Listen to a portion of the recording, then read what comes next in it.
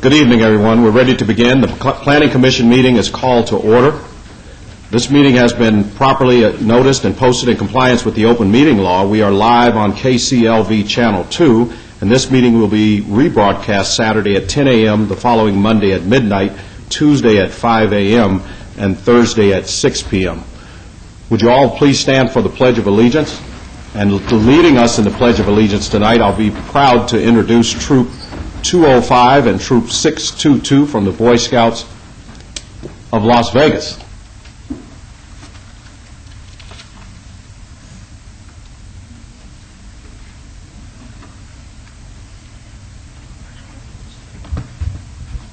The rest of the Scouts, you guys want to come down and join? Come on down. Because tomorrow when you tell them to watch the rebroadcast, you'll be able to see yourself. And this may get you extra credit, or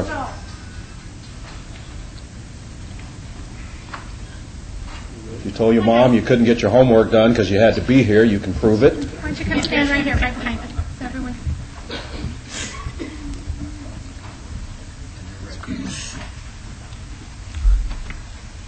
Okay. Everybody please join us in Pledge of Allegiance. I pledge allegiance to the flag of the United States of America and to the republic for which it stands, one nation, under God, indivisible, with liberty and justice for all. Thank you. Thank you.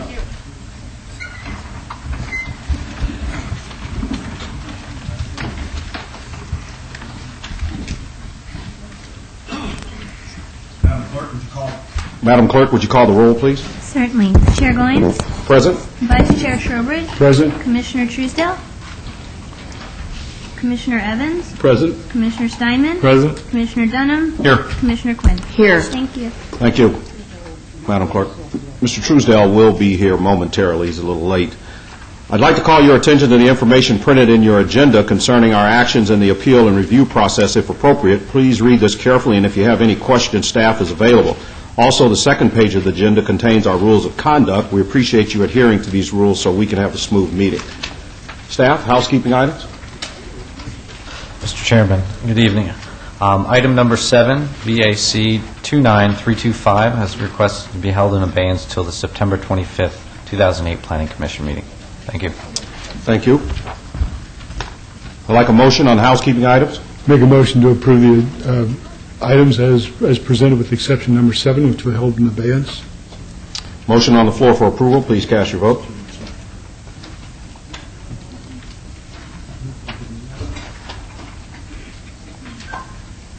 And that motion has passed. Before we get to our, we don't have any consent, but our one motion, one vote items, I'd like to take a moment of silence to pay tribute to the victims of 9/11. Today it's been 7 years, and the thought of that still rings, in my opinion, every day in my mind.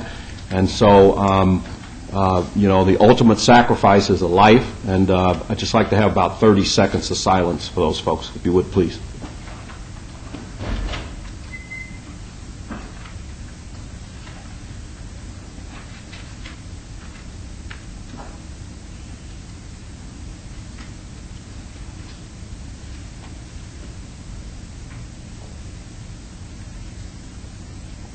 Thank you. Okay.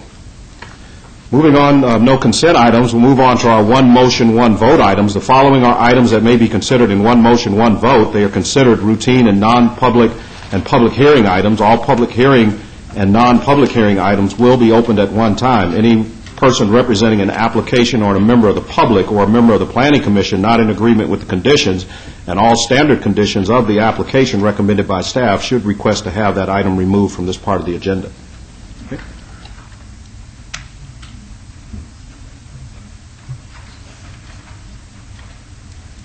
Thank you very much. Call to my attention, let's regress a little bit. Let's make a motion for approval of the August 14, 2008 Planning Commission meeting. So moved. Minutes. We'll show Commissioner Quinn abstaining. I will be abstaining, but I hit the yes vote already, so sorry. But I'll abstain from that. Thank you. Please cast your vote.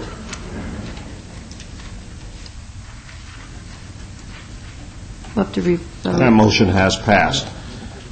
Item 6 through 10, would anybody like any of these items pulled? Mr. Chairman, item number 9, SUP 29206. I would like to pull that item. Thank you. Okay, number 9. And item 8, please. And item 8. Okay. That leaves us with items 6 and 10.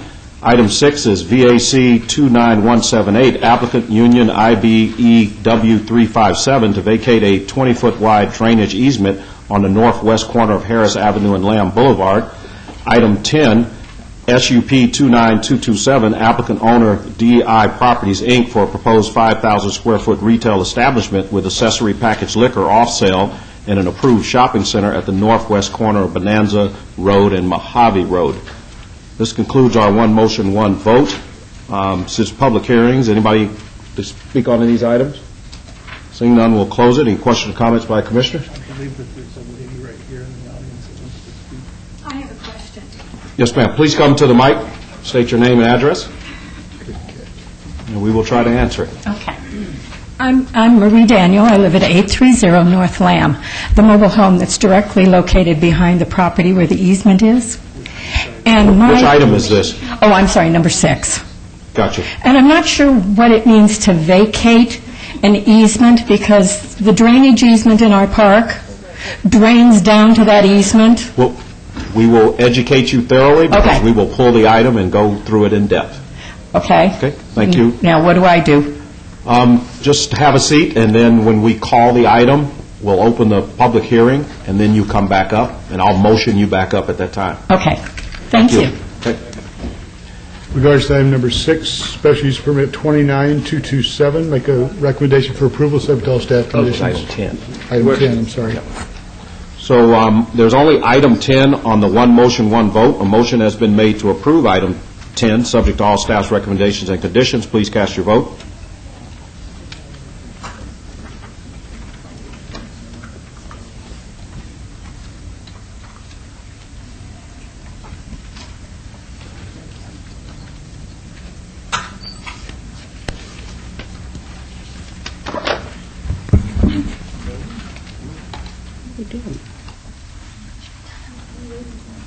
We'll wait for Madam Clerk. Thank you. And that motion has passed. And Commissioner Truesdale is here, and this matter will be going forward to the City Council on October 15th. Thank you very much. Item number 6. Should we have 10 seconds of silence for Commissioner Truesdale's here? Item number 6, staff. As the current drainage easement is no longer needed in its current configuration, staff is recommending approval of this request. Thank you. Thank you. This is a public hearing. Is there anybody in the audience that would like to speak on this matter? Please come forward. Is the applicant present as well? Would you please come up?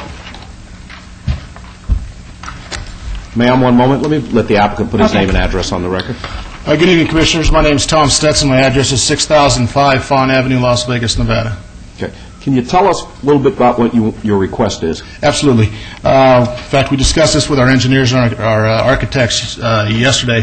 What it is as the lady here mentioned, that the drainage easement comes to the park and enters our property and eventually makes its way to a Lamb, and it drains off into a drain there. What we're going to end up doing, and I don't know if I can show it well enough. If you can see my fingers, I don't know if it shows here. We can't see your fingers, but Okay. you can talk us through it. I'll talk you through it. It's 2 lots right there. In between the 2 lots, where the dog leg is between the houses and the trailer park, is a concrete drainage. It's like a V-gully, a V-gutter. And that's not going to work for our application. What we're going to do is vacate that, and we're going to continue the drainage through the trailer park as it is. But instead of coming in an L shape like this, or a Z shape, it's going to basically go straight, and it's going to be in the asphalt, in our parking lot. And it'll continue on to Lamb, and then eventually drain into a drain right there at the sidewalk. Very good. Thank you. This is a public hearing. Speak, ma'am. Who's going to be responsible for keeping that drainage Ma'am? open? Ma'am, direct the questions through Okay. the chairman, and then I will get them to Okay, him. who's going to be responsible for keeping the drainage outside the mobile home park clean? Because as it stands now, I've lived in that mobile Home Park for 20 years. My home is the one that's right directly next to that easement. The park keeps our side of that easement clean. The people that are responsible for that property do not. I have pictures I took on Saturday. Now, Monday, our park cleaned it out again, and I have pictures that show on our side we keep it clean. Can you set those right on the podium? You'll see a little white square. Just put those, just put them right on top of that. Okay. Turn them. Other way. One more time. Right there. Okay. And you can put both of them, just one on top, and there's a camera right above you which will zoom down on them. Okay. Perfect. The one that shows the drainage that's clean, it's on my bottom. We keep that, the park keeps that clean. The one on the other side of the fence is that property's. It's never cleaned. Whenever it has to be cleaned, the park goes over and cleans it out. My concern is who's going to keep it clean, because nobody's keeping it clean but us now. You know, if you're going to change it, the drainage in the park goes down to that easement, the whole park. What happens is it fills up and endangers my property when it does that. It's been as deep in a really bad rainstorm as this, from the table, this deep. Doesn't happen often, but that doesn't mean I don't sit in my house going, okay, do I need to swim for it today? So my concern and the park's concern is who's going to be responsible for keeping it clean so water does go where it's supposed to go. We'll get you an answer. Okay. Thank you. Thank you. Chairman Goins, may I reply to that? Yes, you may. Again, our engineers brought it to our attention that we're in the process of constructing a union hall there eventually, once we get everything done. Once that construction's been done, it's our responsibility from the fence going into our property to maintain that drainage, as she stated. That'll be our responsibility, no arguments there. And then everything on the trailer park side of the fence will be the management or whoever of the trailer park to maintain that cleaning that area. So without a doubt, there's a 50-50 deal there. Now, the property is vacant, undeveloped at this point in time, and we're in the process of getting drawings done and permits done and everything else to begin construction, hopefully in December or January of next year. Okay, thank you. Okay. I have no problem with him. Okay, thank you. Thank you. Thank you. Todd Farlow, 240 North 19th Street. This is a legal question. I need to address this to Dr. Scott. Once this is vacated, are the people that are doing the vacating, are they still legally responsible for keeping an area for drainage there, or can they do whatever they want to with that property once it's vacated? I believe it remains an easement, but it's vacated to the property owner, and they're responsible for keeping that clean. If I may, Bart Anderson, Public Works. Mr. Anderson? If I may direct your attention to condition number 2 of the vacation. It says that a drainage plan and technical drainage study must be submitted to and approved by the Department of Public Works prior to the recordation of the order of vacation for this application. New drainage easements shall be recorded prior to or concurrent with the recordation of this order of vacation if recommended by the approved drainage plan or study. So what we're doing tonight is approving in concept the idea of relocating that easement, but until they actually do the engineering studies and provide an alternative easement, it won't actually be vacated. Okay. But you will keep it clean? Absolutely. Thank you. Anything else? Any more? I'll close the public hearing. Any more questions or comments from the board? Seeing none? Mr. Chairman, one question. Mr. Truesdale? For Mr. Anderson. They're obligated to keep their property clean and safe now, so, with regard to that easement as it currently exists. Isn't the property owner? Depending on how old the easement is, it may or may not have wording specific to that effect, but the new easement and all easements for the last probably 10 years have had that wording that, yes, they are responsible. If the woman who was here earlier has a problem with that in the future, I would invite her to call Public Works Flood Control Section and report that, and we will have it taken care of. Okay. Hope that answers that for me. Thank you. Seeing none, we'll entertain a motion on item 6. Mr. Chairman, I'd be happy to make a motion following the recommendations of the staff for approval of agenda item number 6, subject to all the conditions as outlined by our staff report. Motion's on the floor for approval of item 6. Please cast your vote. And that motion has passed with Commissioner Trowbridge abstaining. That be correct? That's correct, and the reason is because I work with IBEW. Thank This you. matter goes forward to council on October 15th. Pull item number 8, SUP 29182, applicant Insight Towers LLC, owner LACO LTD, for a proposed 20-foot extension and co-location of antennas on an existing 80-foot tall wireless communication facility, Stealth, designed with a distance of 320 feet from residential property at 8856 West Centennial Parkway. Staff? Mr. Chairman, the proposed 20-foot extension and co-location complies with the residential adjacency standards and will be visually mitigated by existing commercial buildings to the north and south. Therefore, the proposed use can be conducted in a manner that is harmonious and compatible with the surrounding area, and staff is recommending approval of this application. Please note that there are additional protests that have been received. Thank you. Applicant? Good evening. My name is Debbie D. Pompey. I represent Insight Towers on this application. And yes, we're proposing to extend an existing tower another 20 feet to accommodate 2 additional carriers. And a couple of weeks ago, we met with Councilman Ross to discuss the proposed project, as we did when we initially zoned the tower. And when we initially zoned it, he had asked that we go door to door and meet with the neighbors that are just west of the proposed site, since that is in Clark County's jurisdiction. And we did it at that time and obtained approval. The site has proven to be quite popular and has filled up quite rapidly. So that is the need for the additional extension to accommodate 2 more carriers. And we did go out and meet with the same neighbors again. We went door to door. And we have 16 signed letters of support of the 24 neighbors that we contacted. 3 of the homes were either vacated or abandoned, and there were 5 homes that we left a letter, attempted to visit 3 different times, but we never were able to reach anyone at home, and no one had called our offices, because the letters that we left also had phone numbers for people to call. Would you like to submit those to the clerk for the record? Sure. Thank you. Does that conclude your comments? Yes. Thank you. I'm happy to answer any questions. This is a public hearing. Anybody would like to speak for or against this item, please come forward. Can we have a gentleman? Are you coming down on this item, sir? No, sir. Okay. Seeing none, any questions or comments from the board? Mr. Chair, that's why I pulled this item. I wanted to get those letters on the record. And so thank you for doing that. That was in my notes. That needed to be done. It looks like you've satisfied the conditions. I'm okay with it now. And we've also informed Chip Maxfield's office with Clark Perfect. County as well. Move for approval on item 8 if there's no other questions. Motion on the floor for approval of item 8. Please cast your votes. And that would be with staff's recommendation of approval and their comments, written comments for approval. Thank you. Thank you. You're very welcome.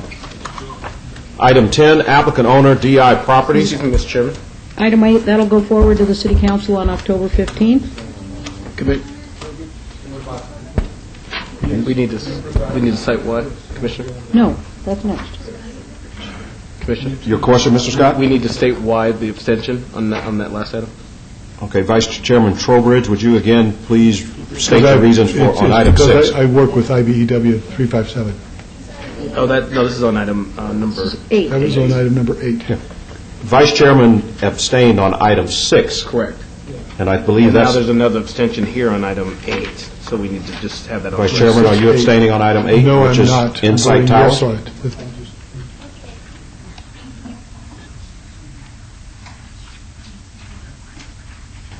We're going to go to item 9, applicant owner Las Vegas Valley Water District, et al., for a 100-foot tall radio communication tower at the northwest corner of Centennial Parkway and Fort Apache Road. Mr. Chairman, a proposed radio communication tower can be conducted in a manner that is harmonious and compatible with the existing and future surrounding land uses. Therefore, staff is recommending approval. Furthermore, staff would like to revise condition number 2 as submitted to the clerk to read as follows. The approval shall be void 2 years from the date of final approval unless vertical construction has commenced for the radio communication tower on the site. An extension of time may be filed for consideration by the City of Las Vegas. Please note that additional protests have been received. Thank you. Thank you. Applicant? Good evening. Bronson Mack, 1001 South Valley View, here on behalf of the Las Vegas Valley Water District. We have been in contact with staff. We are aware of the change to condition number 2. We do concur with staff recommendations and conditions at this time and ask for your approval. Thank you. This is a public hearing. Anybody in the audience want to speak for or against this item, please come forward.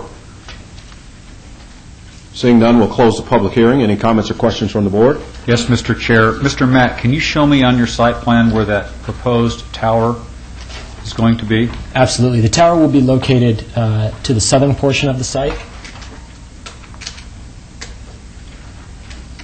right at about where my pen is located. I have in my notes that there was some conversation that you were to move that pole as close to the 215 as possible. Are you aware of that conversation? You know, we did certainly have conversation with residents that were in the area. I can't say for certain whether there was an actual commitment made to move that pole towards the 215 as close to it as possible. That does ring a bell, however, Commissioner. I think there needs to be a commitment to move that to the north side of that reservoir. Okay. So, can we approve the site plan tonight subject to that, or should we hold this and get a new site plan? Or It's actually just a special use permit, so we probably need some better, I guess, description as to where it's actually going to be on the site, so that we're better able to maybe make a condition to that effect, or to cite it on that map. it needs to be sited on the north side of the North side of the... Director Wheeler?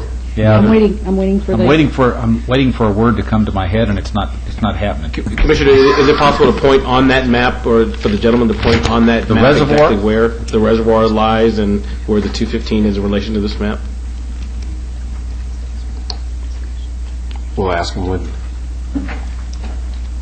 Pardon me. Can you indicate on your map where the 215 is? Absolutely. The At the north. 215 will be located to my left, Gotcha. quite a bit further. Actually, there is a BLM parcel between our site and the 215. If I may just, to be oriented here on this site, what you see is a concrete reservoir. It's a buried concrete reinforced reservoir that will hold potable drinking water for the community. It's two 15 million gallon basins totaling 30 million gallons total. The basin is currently located, of course, towards the northern portion of the property. That's this square section that you see here. That is the reservoir itself. Located to the south will be the pump station. Pump station will convey water uphill.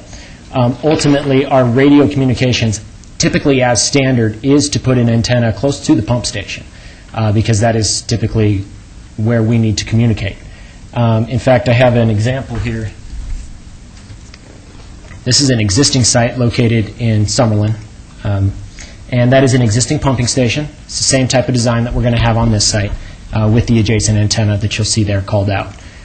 I see. Is that two antennas I see in this picture? You see an antenna, and then you see a power line. The antenna Gotcha. This one. That's a power line. Okay. Is this one here. And I have been informed just by our engineer that as it stands now, we do have it located as close to the 215 as we can because of that reservoir basin that is currently there, and as the site development plan, which was approved some time ago. If we need to move it closer to the 215, then I think that we need to go back to our side, on the engineering side, and take a second look. Why don't we hold this for 30 days and let's do that? Because I think there were some commitments made, and the information that I'm getting now, it seems to be differing from the information that you're getting on your side, and I want everybody to be happy on this, so that we're not designing this thing at the podium again. So if you don't have a problem with it, that'll give you 30 days to look at that and maybe contact me and get me involved if you want, so that I can properly convey to you what the neighbors in that area wanted. Yeah, and that's not a problem. You know, I've held 5 public meetings on this project, the majority of which were at this site to make it convenient for the residents so that they could come over. In all honesty, I didn't get a whole lot of turnout from the residents. I've got a sign-in list that indicated that we had spoken with approximately 5 residents individual that attended that meeting, or those meetings. So and I have to apologize because I was not at any of those meetings, but the correspondence that I'm getting is a little stronger verbiage, and it could be from one person, it could be for 500, I don't know. And certainly, if there were commitments made on behalf of the Las Vegas Valley Water District, we will do everything in our power to make good on those commitments, certainly. So to hold this for 30 days, we're in concurrence with that. Mr. Chairman, can I ask a couple Commissioner questions? Truesdale? Maybe, the applicant can bring back some answers when they come back. Obviously, this area of town is well up the gradient of the hills. Does this antenna need to be at 100 feet, or is that just an out-of-the-box standard that you get? One question, because I think that may change Certainly. even the location issue. Because I know we have talked about in some locations these being lower antennas. And then just another question. I know the radio communication. In some of these areas where maybe height is sensitive, can these be hardwired? Like data lines. Is that an alternative that the water district ever looked at? Yeah, eventually the infrastructure will be there so that we can hardline these facilities. Radio will probably still serve as a backup. We are installing fiber optic conduit and fiber optic throughout the community so that we can hardline these facilities. Right now, however, the infrastructure just isn't there. It will be in a number of years, but as it stands today, we don't have that infrastructure there to support that. Second, if I may answer your first question there regarding the radio path survey and the height of the antenna. We did conduct a radio path survey for this site, as we do for all of our reservoir and pumping station facilities. The radio path survey did indicate that 100 feet would be necessary here. I always ask that question of our engineers. Do we need 100 feet? Can we go lower? Based on the radio path survey, it did indicate 100 feet, and if we come back in 30 days, we can certainly provide you with some more information on that survey. Okay, because my biggest concern is we try to do what's right for our infrastructure here, but we're going to wind up, we have cell towers that are going from 60 to 80 to 100 to 200. I mean, at some point, these are single-family residents on both sides of the site. And Absolutely. I believe that does create an impact on them that may not be well communicated at this point. And if I could just indicate one thing, is that the antenna that we're proposing here does not look like a cell phone tower. It is a single-mast antenna. It does at the very top of the antenna. It's approximately 10 inches in diameter, and it has a single antenna on it. There is no co-location. There won't be any cell phone equipment put on this antenna. So I know that we see a lot Today. Today. I mean, there are no absolutes, and that's one of the concerns. So. And we don't co-locate on our facilities because it does impact our ability to get to them in the event that we need to. It's a vulnerability issue, but I understand. You're right. Today. Certainly. Thank you. Motion on the floor to hold item 9 for 30 days. To October 9th. So moved. No, may I have a motion? Oh, I thought that's what you were already making it. Okay, in regards to item number 9, special use permit 29206, move to hold the item for 30 days. Motion on the floor to hold item 9. Please cast your vote. And that has been approved. That has been approved. Thank you, Commissioners. Thank you. We're moving on to our public hearing items. First items are all related, items 11, 12, and 13. Item 11, VAR 28497, applicant Insight Towers LLC, owner Vitali Shribro, to allow a residential adjacency setback of 152 feet where 240 feet is required for a proposed wireless communication facility stealth design at 3250 North Bronco Street.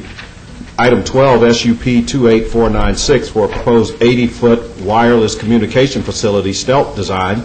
Item 13, SDR 28498, to allow a 0-foot rear landscape buffer where a 21-foot landscape buffer was approved. Staff? Mr. Chairman, the proposed 80-foot tall monopine is 152 feet from the residential property, which fails to comply with residential adjacent standards in which require a setback distance of 240 feet. Therefore, the proposed use cannot be conducted in a manner that is harmonious and compatible with the protected properties to the north, and staff has recommended denial of the special use permit and all associated applications. If approved, staff would like to amend condition number 3 of item number 13, SDR 28498, as submitted to the clerk to reflect the landscape plan date stamp of July 1st of 2008. Thank you. Mr. Chairman, I need to abstain on this item because I do own an interest in a property within the notice area in this residential area. Okay, thank you. Applicant? Jason Freyer, 323 Greenleaf Glen, on behalf of the applicant. We held this item on August 14th in an effort to meet with residents to try to see if there was anything we could do. We did do this. We had set up a community meeting. We got labels from the city, mailed out 165 notices to the surrounding properties. We held a meeting on September 3rd at the YMCA at the Centennial Hills. Yep, Very correct. Resource room. The only people in attendance was Commissioner Dunham and City of Las Vegas employee. Other than that, we have received 2 phone calls. One was from a person asking if we could lease his property, and the other was a father of a child at the school, was just wondering what the project was, didn't have any objections. We also met with Councilman Ross on this item. He liked the location, thought behind the buildings and the shading between the wall of the storage facility and the building was the best and optimal place for it, and had no objections. His only concern was we try to meet with the residents, and like I said, we did. And I would say we believe it's a good project, and we ask for your approval. Thank you. This is a public hearing, and does anybody in the audience like to speak for or against this project? Please come forward. Seeing none, we'll close. Any comments or questions by the Commissioner? Seeing none, we'll entertain a motion on item 11. In regards to item number 11, variance 28-497, make a recommendation for approval, subject to all staff conditions. Motion's on the floor for approval. Please cast your votes. Just for the record, I'm still opposed to it. I think it's just too much of an impact on that house that's already had to endure the wall. Well, thank you. Please cast your votes. And that motion has passed with Commissioner Truesdale abstaining. Item 12. Special use permit 28-497, make a motion for approval, subject to all staff conditions. Motion on the floor for approval of item 12. Please cast your vote. That motion has passed with Commissioner Truesdale abstaining. Item 13. Site development review 28-498, make a recommendation for approval, subject to all staff conditions. As amended? As amended. Motion on the floor for approval. Please cast your vote. And that has passed. All matters move forward to council on October 15th. Thank you. Okay. Item 14, SUP 28795, applicant Clearwire Corporation, owner Lone Mountain Developers, LLC, for a proposed 70-foot wireless communication facility stealth design at 4850 North Jones Boulevard. Staff? Mr. Chairman, the proposed installation of a non-stealth slimline communication facility will constitute the second wireless communication facility to be located on the subject property. As such, staff has recommended denial of this application based upon oversaturation of the use within this location, as well as the additional visual intrusion to the residential properties to the north and south and east it will create. Thank you. Good evening, Mark Sawyer, 411 Blush Creek Place, on behalf of the applicant. In our previous meeting, we went out to the neighbors as suggested by Commissioner Dunham, and we did a door-to-door walk of the neighborhood, and we received actually three approvals for this application, and the remainder were either not home or the houses were vacated. We received an approval on this property here, and this property here, and then Alice Stewart, who was 1,700 feet away and not in your picture, did also give us, she gave us a conditional approval. She says she doesn't like them, but if one needs to come along, she would prefer the flagpole. Second choice would be a monopalm. Third choice would be the monopine. We did change the application to a 70-foot monopine, and here is a picture, a photo sim of that. And as you can see, we reduced the height and changed it to the stealth monopine design. And with that, I will entertain any questions and respectfully ask for your approval. Thank you. This is a public hearing. Anybody in the audience for or against this item, please come forward. Seeing none, we'll close the public hearing. Comments or questions from the board? Yeah, Mr. Chairman.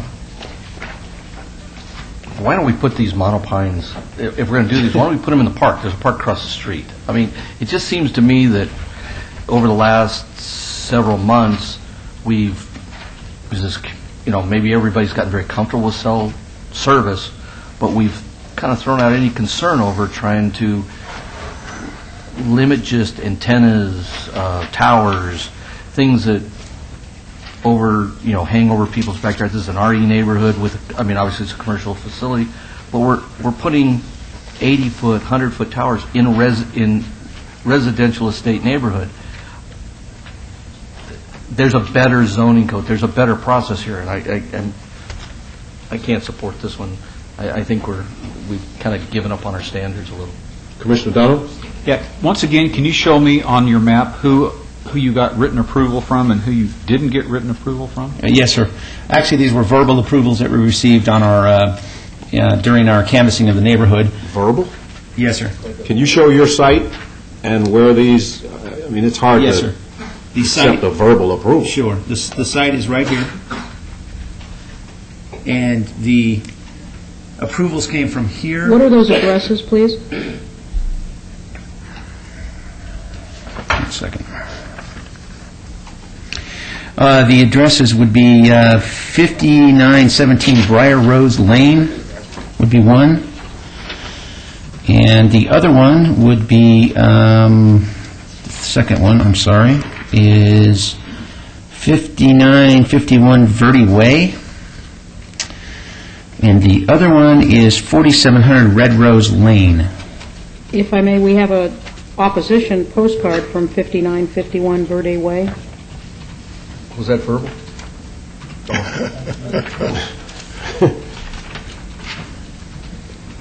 And Briar Rose as well. And ma'am, has that elevation been submitted to the city, please? This particular elevation for the monopine? Yeah. No, it has not. It has not. Okay, so back to my original question, can you show me where you got verbal approval? I do, but I don't have, I'm not sure that I have those exact addresses, but it was here, this property here, this property here, and then one that's off of there that's 1,700 feet away. And the other three that are immediately adjacent to the property were? They were either not home, one individual was in Honolulu and wouldn't be back for a couple of months, and the other individual we didn't get a response from. One attempt, 2 attempts, 10 attempts? There were 2 attempts by 2 different people. Oh, man. We also have an opposition from Yeah, Hawaii. that's what I'm hearing, too. Things aren't adding up, I think.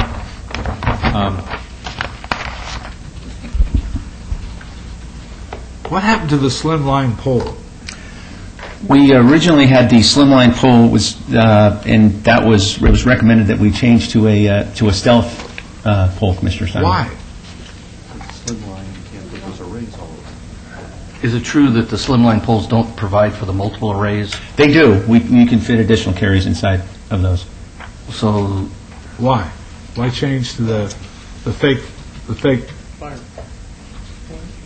I don't understand that. That looks a lot better than the. I agree. Oh my goodness. I agree. I mean, It was my understanding that the commission and staff would rather have a stealth, and the neighbors would rather have a stealth facility of this type here at this particular rather than property. something that looks like a flag pole. That is my understanding. If I may, Oh, I don't vote for the that. slimline is not considered stealth. If it is done as a flagpole, then that can be considered stealth, as can the trees.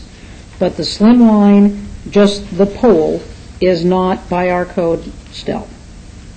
Again, the flagpole would be if it's designed as a flagpole. But does it look the same as a pole that would take a flag?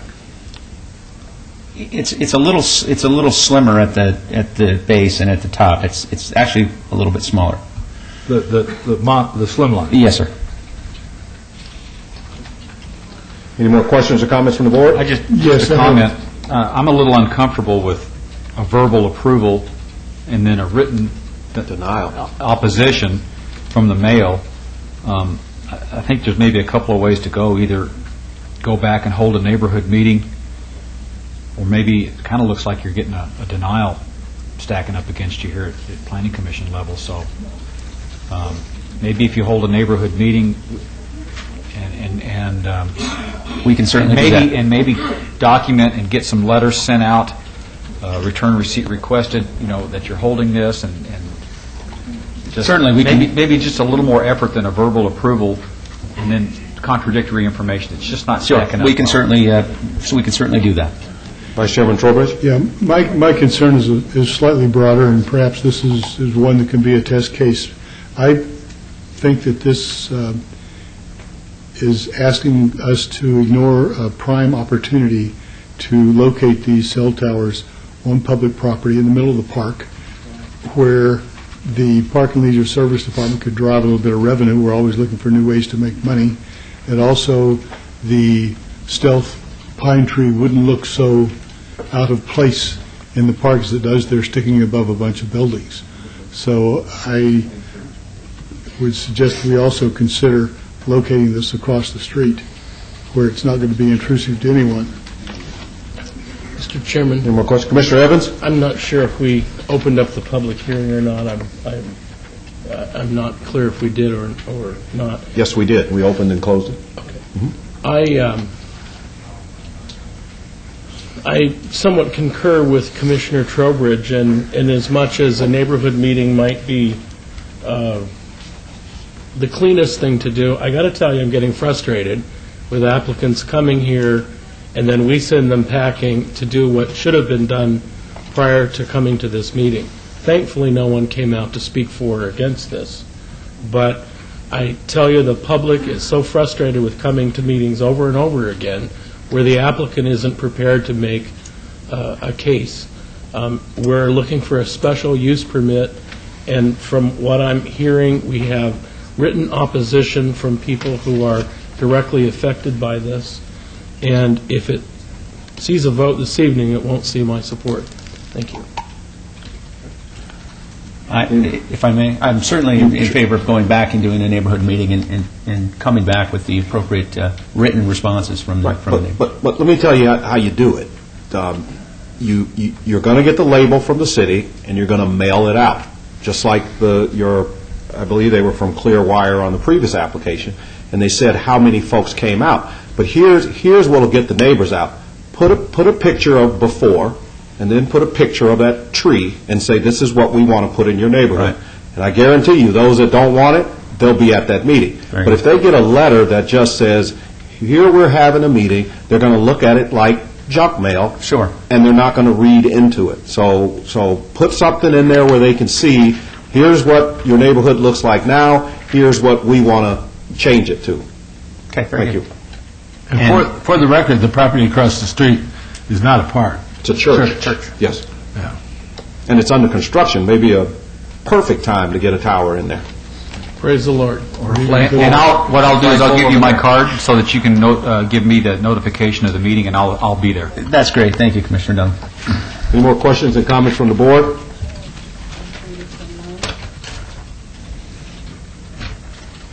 A motion to hold this item? Mr. Chairman, I make a motion to hold this item for 30 days. October 9th? Yeah, October 9th, to allow the tenant, or the applicant to hold a public meeting. Motion's on the floor to hold item 14. Cast your vote. And that motion has passed. Thank you. You're welcome. Items 15 and 16 are related items. Item 15, ZON 29204, applicant owner Nevada Power, from R1 Single Family Residential to CV Civic at the southwest corner of Sahara Avenue and Spencer Street. Item 16, SDR 29203, for a utility substation with 13 proposed 150-foot tall transmission line poles.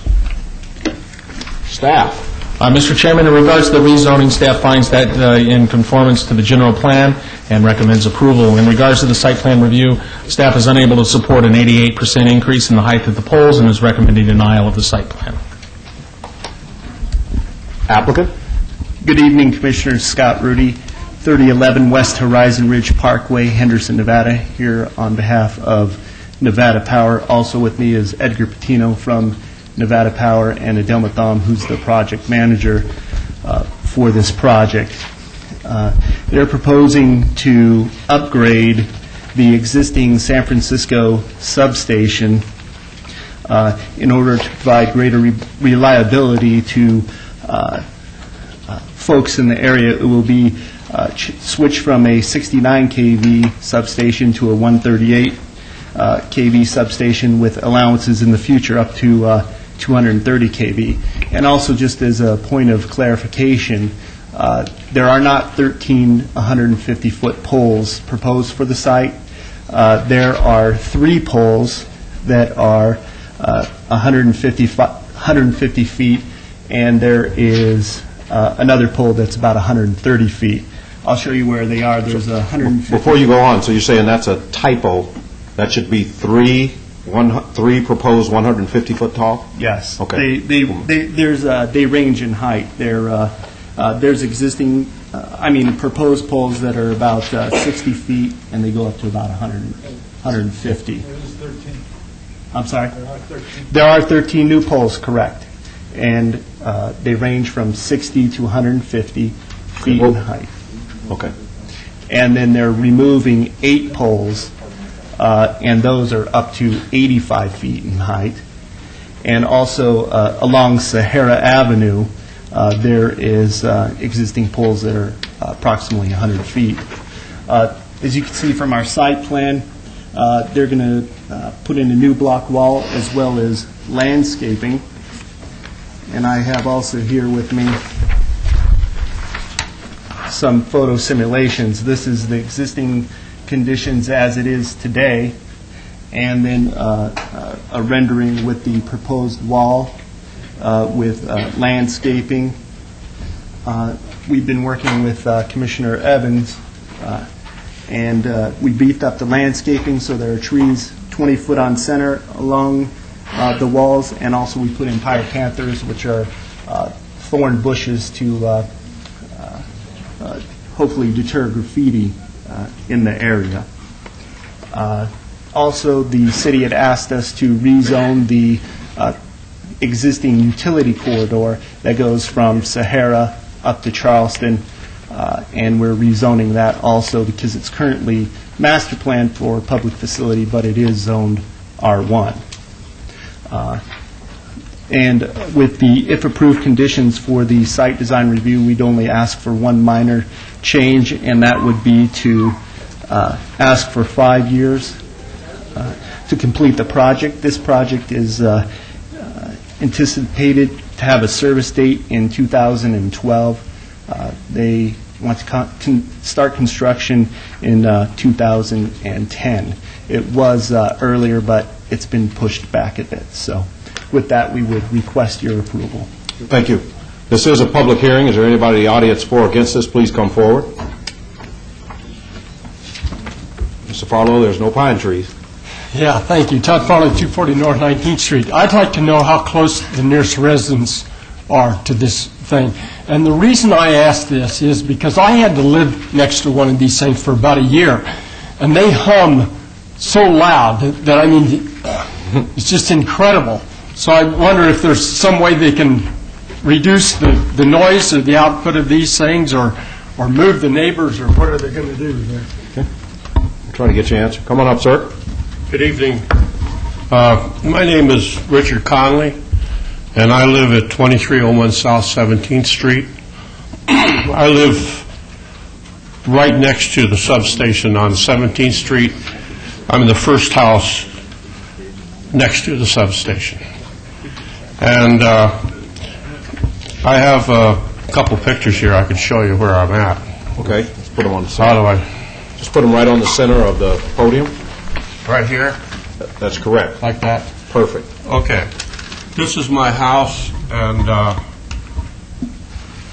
right here is the substation next to it. And then there's an easement in between the cinder block wall. In front of my car there is my bedroom.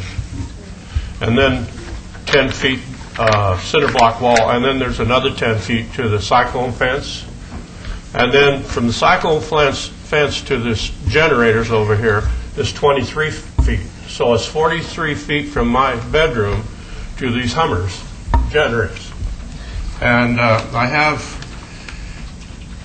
a couple more pictures here if I could show them. Sure. Put them right. You can set them right next to each other. Okay. We have a camera that'll zoom out. Like that? That's perfect. All right. Now, I took these pictures here from the edge of my bedroom roof, so you can see what I'm up against here. Here's the generators, and the larger one's over on to the left there. And then you can see the one on the bottom is the cinder block wall from my bedroom, or from the rooftop. Now, I got another picture here I'll show you. Now, this one here is from my rear sliding door. The top picture is from my rear sliding door looking east to Sunrise Mountain. Now, that pole you see back there, that was, I have no idea when they put that in. I never got a public notice when they put it in. But there it is on the bottom picture. You can see from there again from my roof. And then Sunrise Mountain you can see on the top picture. And they're planning on putting there's an easement between this cinder block wall and the post, or the tower, of 5 feet. And then they're going to put a 15 to 18 feet cinder block wall, I assume, beyond that. And that'll completely obstruct the vision of anything back there, including Sunrise Mountain. But they asked me what my problem was, and you can see where my bedroom is from the generators, and there's a 24-hour hum there. I mean, it's nearly unbearable. And I told them that the house is nearly uninhabitable. Now, mine is the first one, and the ones farther north don't get the same noise that I get. And so they asked me what they could do, and I said, well, just eliminate the noise. It's decreasing the value of my house. And I can hardly stay there, and I know I couldn't sell it to anybody, so the only thing I told them the only thing they could do is just buy it from me and do what they wanted to do. But over the years, I've been there 30 years, right at 30 years. And over the years, they've just increased the noise. And those generators right there that you can see in the bottom picture here, they were put in there about 5 years ago. They just happened to be there one morning. And I think that's about when they were put in. And I told them at a meeting over on Cambridge that it was uninhabitable 24/7 the way the noise is over there. But that didn't seem to make any difference. But now that they're going to generate more power out of there, there's going to be some real problems. The people up north next to me and on down between my house and St. Louis, they don't hear anything from this plant because they're not next to it like I am. Now, what street are you on again? 17, South 17th Street. And in front of my house is 17th Street, and then the power plant's right there. And like I said, I've been there for 28 to 30 years, and the noise has just gotten worse. Now it's just unbearable over there with the hum of the generators. And if they're going to start putting them in the back, I guess he said they're going to increase the power around there. So with the towers that are in back of my cinder block wall, it'll be real difficult to live there. Mr. Chairman, if I could ask Mr. Conley a question. I know his time has elapsed, but if you don't mind. Sure. Sir, the corridor is there already. What would you propose to do to mitigate? How could you live with this, I guess? How could I live with them? Yeah. I mean, it's there. We can't make it go away. I don't want you to make it go away. I just want you to eliminate the noise. Don't they have any covers they can put on those generators over the top of them?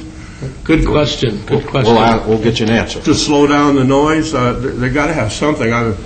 The other question that I had of you, sir, if you don't mind, Mr. Chair, there is and Mr. Rudy, maybe you can address this. One of the concerns, I think, of our staff was that there is a little no man's land that they've talked about, and I think it's actually smaller than what is perhaps depicted in the backup. But if you could address how we can deal with that. I'm assuming there's a small little corridor that could be mischief could occur. I think that's part of the issue. And Mr. Conley, are you the closest house to the generation station? Yes, I'm right there. Okay. And I do appreciate your comments. I go past there usually several times a day. I'm incredibly frustrated with the house across the street. They've ripped out, it really is it's a mess. And then the trucks that park along 17th Street. And I'm always been a little disappointed that the folks who live there don't call code enforcement more to ask the 18-wheelers that illegally park along that street. You've got 3 people on that stretch that have a weekly or biweekly yard sale, but it's not a yard sale. They're running salvage businesses out of their homes.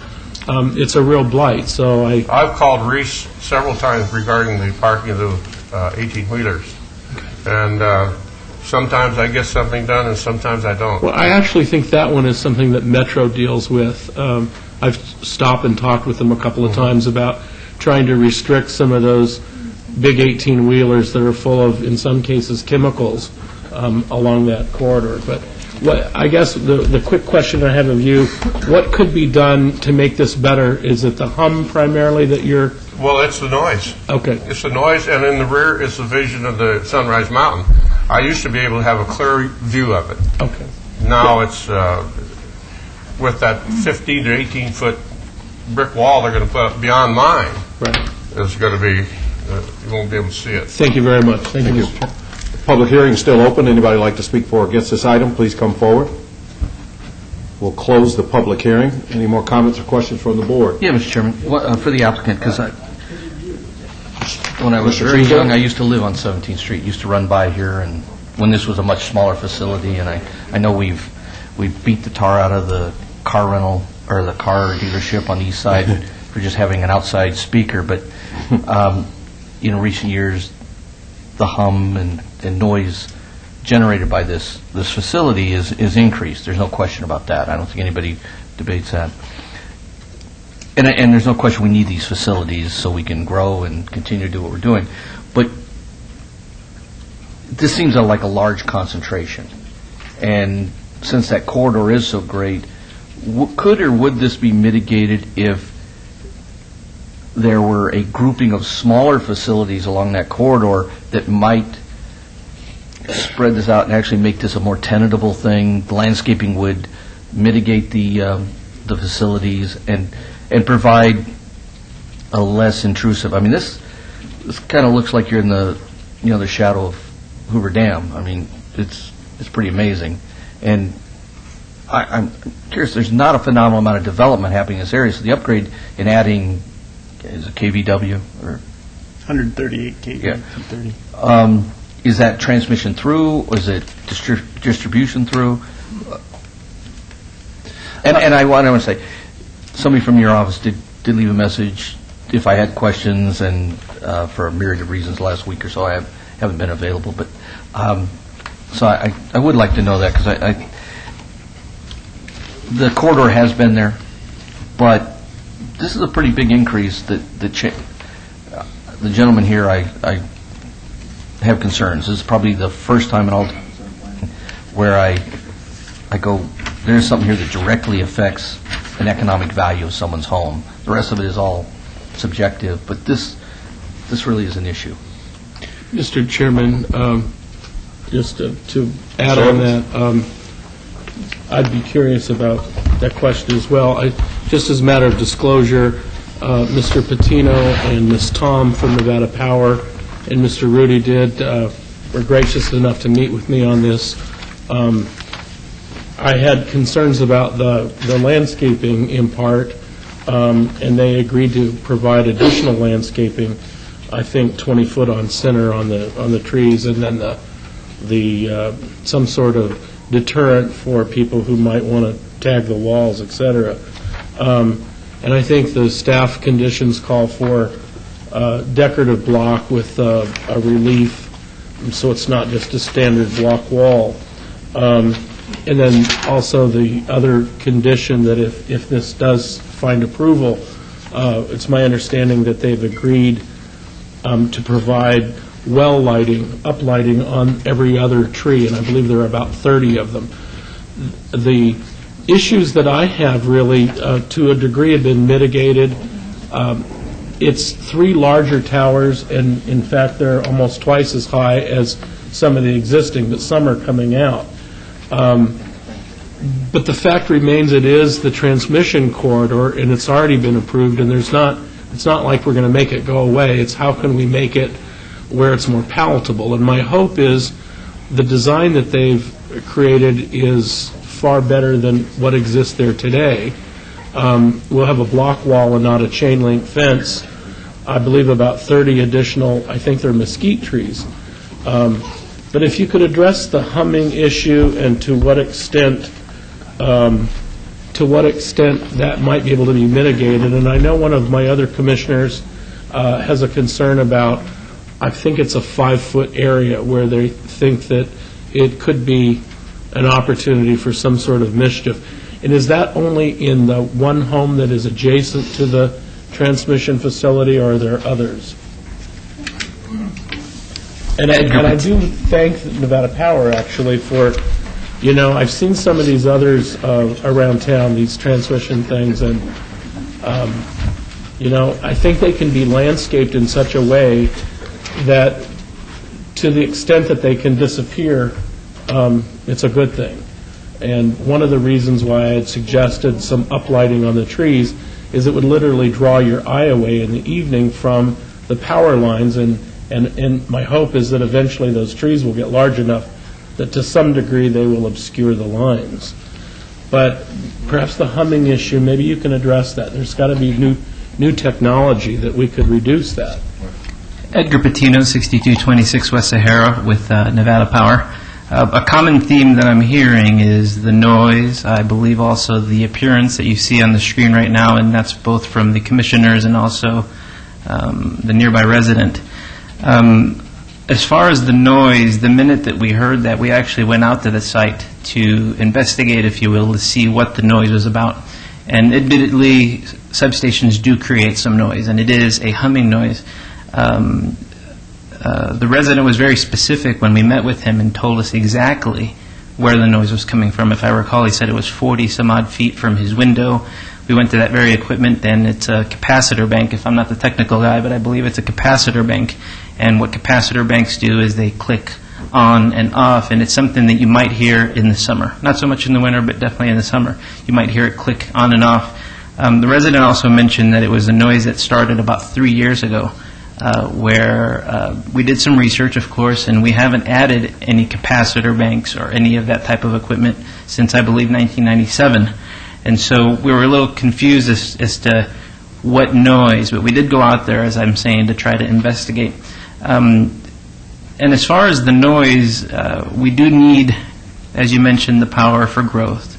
We do need the power for reliability, but we also need to make it compatible, if you will, with the community. And so what we were thinking was that by adding a wall, what we're actually doing is trying to mitigate some of that noise, which without... Let me interrupt you. So you went out and did the investigation. Correct. You found out the noise was coming from the capacitor bank. They do click on and off in the summer, but it's not, yes. So as part of that investigation to try to resolve it, it's the wall that's going to mitigate the noise? It's going to try to reduce the noise? You can't do anything about the capacitor banks?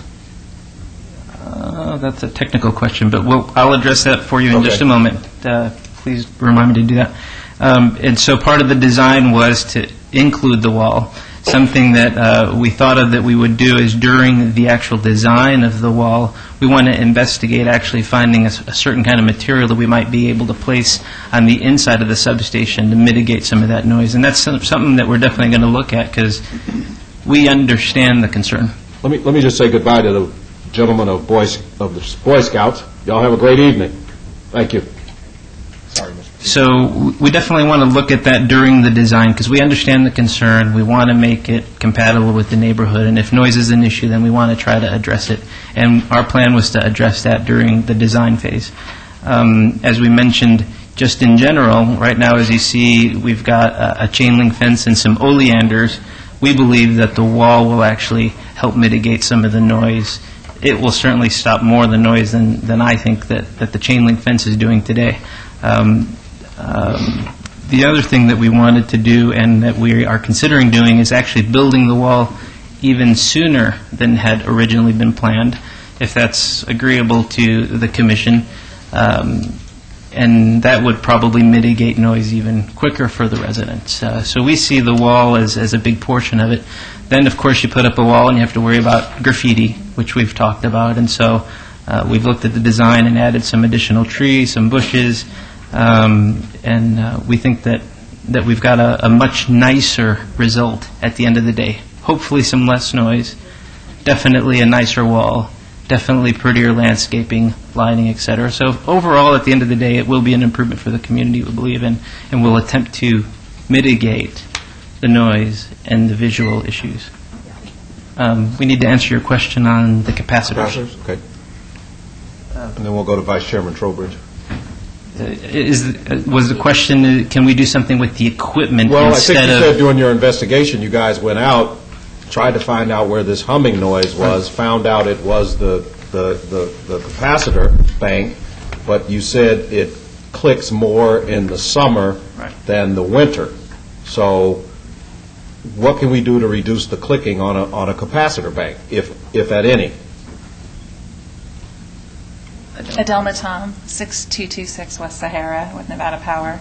At this time, the way the capacitor bank works, it does have to click on and off.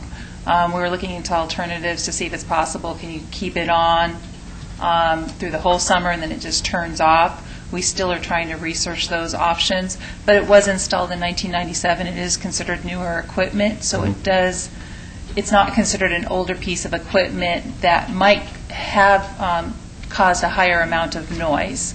So it is a newer piece of equipment, so at this time it is performing in its limits. It's doing what it's supposed to do, and it can't reduce it anymore. No, and that's why in our hopes of building the wall, it should hopefully reduce that. And in looking at if there can be any insulation or anything put inside when we're building the wall to alleviate some of the noise, like they do on the expressway or the freeways, to try to help and mitigate that. Okay, thank you. Vice Chairman Trowbridge? I believe Mr. Conley has a point, and we need to address it, and that's the noise. Does the city have a noise ordinance that establishes a decibel level that's acceptable, or beyond which is unacceptable, rather? The city does have a noise ordinance. It is not based upon a decibel level. It's based upon being able to hear something from 75 feet away that a reasonable person would find obnoxious. Who gets to decide who's reasonable? That would be the Metropolitan Police Department makes that determination. I think the county has a standard of like 57 decibels. Yes, as a matter of fact, the county does have a decibel level for that. As part of that, the city does not. We have the 75-foot rule. There are construction methods and materials that can function as baffles for that noise and reduce it quite a bit. But in the absence of a specific level that could be established a little more scientifically than a reasonable person, I don't know what to say other than just to encourage Nevada Power to take advantage of the interior portion of the 12-foot wall that you're putting in, and perhaps other measures that can be installed to mitigate the sound, because it would be a legitimate negative impact on the residents next to it, like that. I wouldn't want it next to my house, so we need to mitigate it. Is the and I think I'm sorry. Is the wall at 16 feet in height? Around a majority of the substation, it's at 14 feet. Only on two sides is it 16 feet, and that's really because of a grade difference between. And it's a decorative block wall, or in part a decorative block wall, correct? That is correct. Okay. And then the particular generators that may be existing that are producing the noise that some of the neighbors might find objectionable, is there some way that like some sort of an insulative material could be placed around there to help further reduce the noise factor? I think a wall, right now there's a chain link fence and some oleanders, so I would hope we're not increasing the sound levels, but my thought is the existing problem will to some degree be reduced by a pretty substantially high wall. But is there some other measure that we can put around the generators that may be producing the noise to help baffle it? And just to clarify, none of the equipment in here will actually be generating electricity. It's just a substation which just takes high voltage. Some gizmo, though, is making noise. Okay, got it. And maybe we can put something around that gizmo. I think what we had been considering, and please correct me, Adelma, is to investigate and during the design phase, as I mentioned, look to have insulating type construction material on the inside of the wall where Scott is pointing at. Right. I don't know that there's anything that you can put around the electrical equipment, and that's probably just for safety and technical issues. He kills it. No dome of silence. I get that part, but I'll let you respond to that. I did want to say one other thing in light of the discussions that we had on some of the earlier items in this evening's agenda. Since you've got all of these poles existing there, I asked Mr. Rudy whether or not the transmission lines would affect cellular tower service. Because in my mind, we've already got all these poles in there. Wouldn't that be a good place to put cell towers? And I know not far from there have been applications for other cell sites. My thinking is the revenue that's generated from there can help, do something back in the community. Or Nevada Power can reduce my power bill if they want. But those are the opportunities where I think we need to rethink the way we plan the city. And my good colleague here talking about cell phone sites in parks, the gentleman at the end, my other colleague, has talked about schools, ballparks, the goalposts on every single high school football stadium in town, in my mind, should have a cell tower. And that money could be used to buy books for schools that are underfunded. So my hope is that we can look at options like this, where this would, in my mind, be a perfect place for a cell tower site. Thank you. That's my soapbox. Any more questions or comments on this item? Yeah, sure. Mr. Truesdale, Mr. Steinman, Only and because Mr. Dunham. it's one of those days and I had a small soapbox today, so... We can give you another moment of silence if you'd like. We are absolutely committed to staying within these fine lines that we have franchise cell phone companies, we have Republic, we have Nevada Power, we have Southwest Gas, and all necessities for a growing community. But I find that it is absolutely unbelievable that we have such a highly technical industry that has made phenomenal advancements in delivering services, maybe slower than they should be to go to green fuels in this community, because we have 360 days of sun a year. This should be the solar capital of the world, and we might get our power bill to drop a little bit. But I want to approve this. I want to approve something here, because I know this isn't going to go away. But I would really appreciate taking some time and having you come back and really tell us what the technical things are. To talk about mitigation may work, or sound levels may be this, and the county may have that. The fact is, any 10-year-old boy who's had a train and had the transformer plug into his wall knows what the hum of these things, any of this stuff can be. And the bigger the voltage, the more intrusive it is. I don't believe there's a person on the staff, person up on this dais, that would opt to live in this gentleman's house right next door to this site. It just doesn't make sense. So is it possible to maybe hold this 30 days, have you come back with some technical solutions that might give us some comfort level? A wall just for a wall's sake doesn't give me an answer. And I really think that if not now, this is the time to start talking about how we address these things in the future if we want a greater city. We initiatives for a green community and all this, but we continue to push the same technology through the pipeline, and I think you're the franchise, you represent the franchise operator in this valley, and the main supplier. You should be the ones showing us enlightened solutions for this. If I may ask. If I may ask, as far as technical solutions, are you referring to technical solutions with regards to the construction of the wall, or with the equipment, or both? All of the above. Okay. All options in.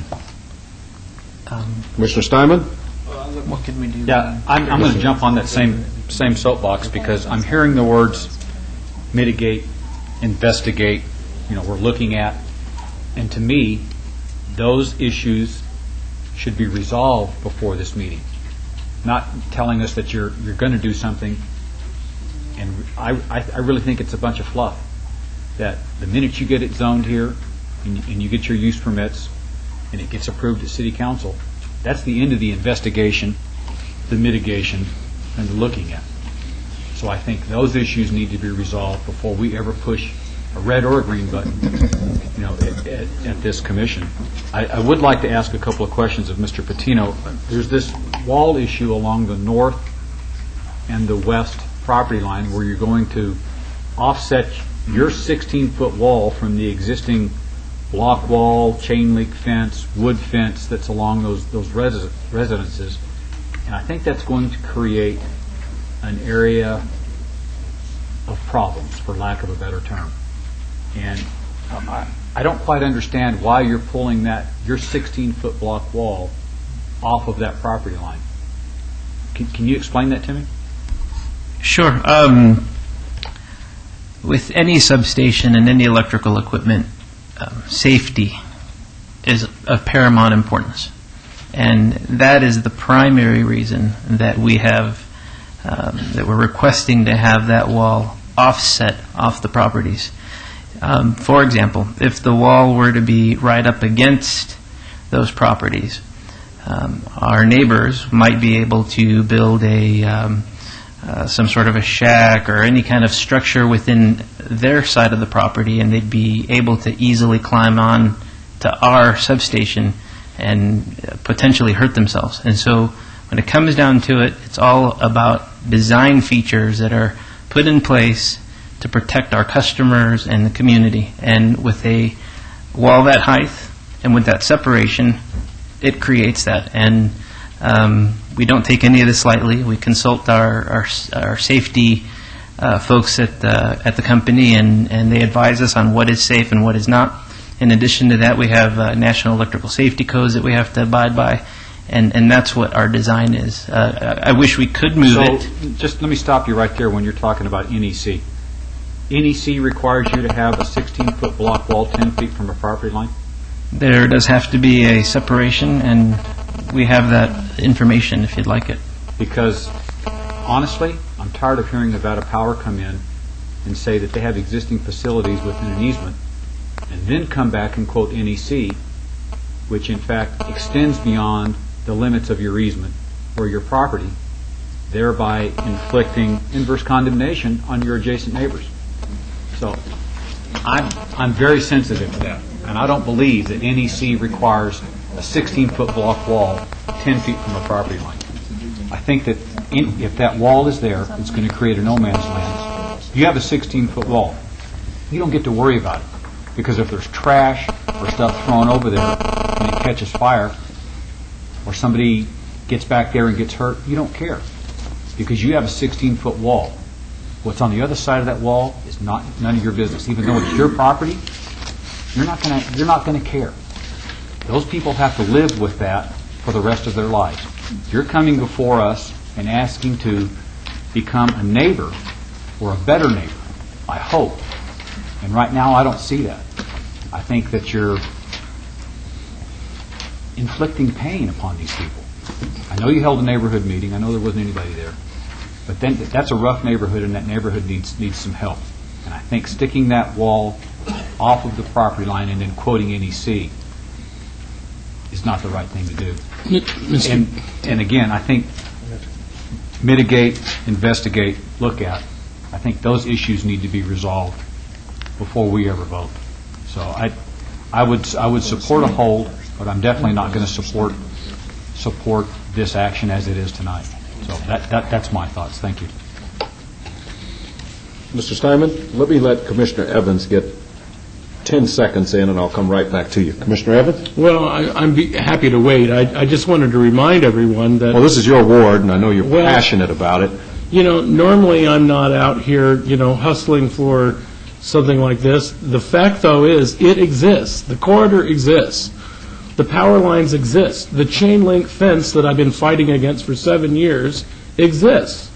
I'm getting a decorative block wall, 30 mature trees, up lighting, and a better project. Now, there may be some way to tweak it, but by denying this, it's not as if the corridor is going to go away. It's not as if the hum is going to go away. I'm thinking that there are ways that we can minimize it, but we're not redesigning the corridor. It exists, and it's been there for 40-some years. So, long before this gentleman, I might add. Thank you. Commissioner Steinman? This is one of the ugliest things I've ever seen in my life, this whole corridor down there along 17. I have never seen anything so ugly. I don't think this community out there ever has a chance to recover with this facility and everything down along 17th with all the poles and everything. And I don't know what we do about it, but I do believe this, and I think Mr. Patino's heard me say it before. I only wish that Nevada Power would take the stance for the future that we're going to put a lot of this stuff underground. And I know what his answer to me has been, the people can't afford it. That's always been the answer back. You cannot afford it. Well, there are a lot of different communities around this valley that don't have poles. They've done it. Now, taking something like this that's 50 years old and putting underground, I know you don't do that overnight. But I believe in order to have sustainability in this community, Nevada Power has got to get on board with getting this ugliness out of our communities. I mean, the only way to do this, I respect the 16-foot wall, but I think it should be 100 feet. I mean, that's the only way you're going to hide this junk. And we haven't even talked about putting up 13 more poles, the tallest of which is 150 feet. This is just blight on this poor community here that shall never recover from this situation being there. And I just don't like this at all. This is not fair to those people and what they're putting up with. Yeah, we have one resident who says it directly affects him, but it affects all those people down through that corridor and the value of their property. And we shall never recover in a community like that unless we do something about it in the long run, not tonight. So that's my soul. Any more questions or comments from the board? Seeing none, we'll entertain a motion on item 15. Mr. Chairman? Truesdale. I do agree with Commissioner Evans. He has been able to talk to them and accomplish some things, but I think the questions that have been raised here tonight, I would recommend we hold this 30 days. I would like the applicant to be able to come back and give us some answers so we can support the expanding the infrastructure in our community. Applicant, are you agreeable to hold? Yes, we are agreeable to hold. Okay. Would somebody like to Mr. make a Chairman, motion? I would support that, but maybe we can ask, are you clear about what we're seeking? That was my next question. We're going to hold it, but are you clear so when you come back, we don't come back with, we haven't done anything? So Sure. do you know what you're going to do while you're holding? Sure. So we would look at improvements, something more specific as far as improvements to the wall in construction material. And I don't know what we can do with the equipment. Mr. Chairman? Mr. Truesdale? Maybe the city attorney could do this. Maybe we could just have the applicant refer to the tape, because I think all of us spoke pretty clear about the questions we had, and what you just rephrased was a nice spin of that. But the fact is, the questions are, what can you do technically, feasibly, and design-wise to make this a better facility? Now, that's my motion, and unless somebody would like to make a different motion. Motion's on the floor, and I think it's clear. Commissioner Quinn? I didn't want to repeat anything anybody said because I think it becomes monotonous, so I agree. But I do want to say that I grew up there. I lived there for 35 years. I was this man's neighbor. It's always looked like this. It's always hummed. It's not going away. So your job, and it seems to me like you've been a pretty good neighbor going out there, is to just figure out a way that it looks better and it doesn't make as much sound. It's a big job, but that's kind of what you people do. So I just wanted to say that I've lived there a long time, so I'm very familiar with it. Motion's on the floor to hold this till October the 9th. Please cast your votes.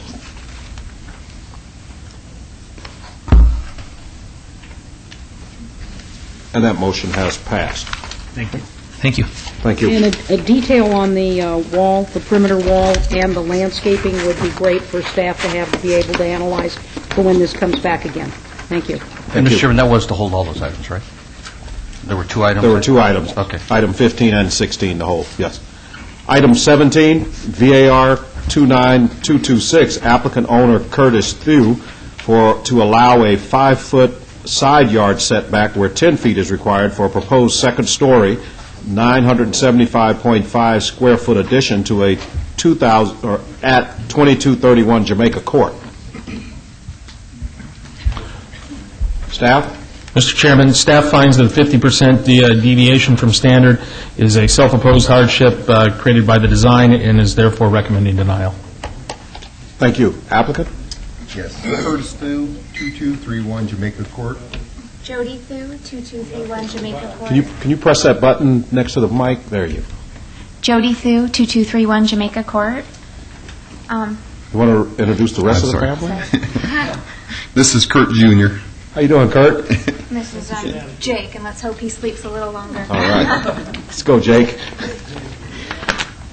We appreciate the fact that they believe we have a hardship, and that from what I understand on their recommendation is that we should have thought about it ahead of time, because the house was just built in 2006. However, we bought the house completely done. We didn't draw up the plans. We didn't build it. We bought it from the builder when the previous owner fell out.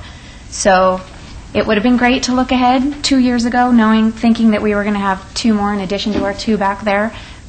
But at the time, we didn't know. So not being able to do the addition is even more of a hardship than going to the expense even more on this home to do it. So. Would you like to add anything? Yeah, I mean, what we've put into it when we bought it in 2006, we bought it in June. We didn't move in until October. We did an extensive remodel inside. And like my wife said, with having another baby, we need more rooms. So with what we have, the location of where it's at in town, with her work, with her school, with her daughter's activities after school, ballet, soccer, it works great for us. There was 2 denials on this, and on those two denials, one of them is... It was a commercial property right here. Yeah, it's on Sahara. On Sahara, they denied it. And then that one there, there's not even homes there. It's vacant lots. The approval. Yeah, the approval is my neighbor directly across that it affects the most. And then I actually got a letter or another card from her person at the end of the cul-de-sac that is fine with our add-on. Thank you. Does that conclude your comments? Yes. This is a public hearing. Is there anybody in the audience who would like to speak for or against this item? Please come forward. Thank you. Todd Fowler, 240 North 19th Street. I'd like to direct this to Margot. Margot, I live in the R1, and I have a 5-foot side yard setback. Did they change the code since 1947? RE. Again, this is RE, Todd, not R1. Oh, I see. So you've got different setbacks for the larger lots? Thank you. Anybody else would like to speak for or against, please come up at this time. State your name and address for the record. Richard Long, I'm at 7260 Via Olivero.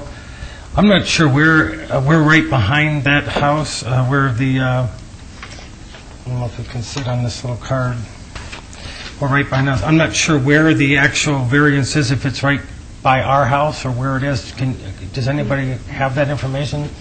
Doug If you look up on the screen right now, it should be on the screen, and you'll see where the subject property is. Is yours the first house on the corner of Belcastro and Via Olivero, or the second one? You're the house right here. Mr. We're right there. Can we get that on? You're right behind us. He's right to the west of us. He's right. I'm right behind. Yeah. You're right there. Oh, here's So where is? Okay, I see. Where is the? We're going utility to, at? gentlemen, we're going to put something up on the podium for you. Okay. So the setback's going to be over here on this side Yes. over here? Okay. Yeah. Can you see that? So your facility, Yeah, your place we're is right over there. here. Yeah. And so where's it going to go over on this side? Right over the top of the garage. Oh, okay. Yeah. I mean, we were thinking that, we're big lots over there, and, the house is right, our bedroom and our bedroom's right over towards that side of the house. Yes. Okay. So we were hoping to have, the second story is going to be already one issue, but then to be, 5 feet closer to the wall would be an issue we wouldn't exactly like.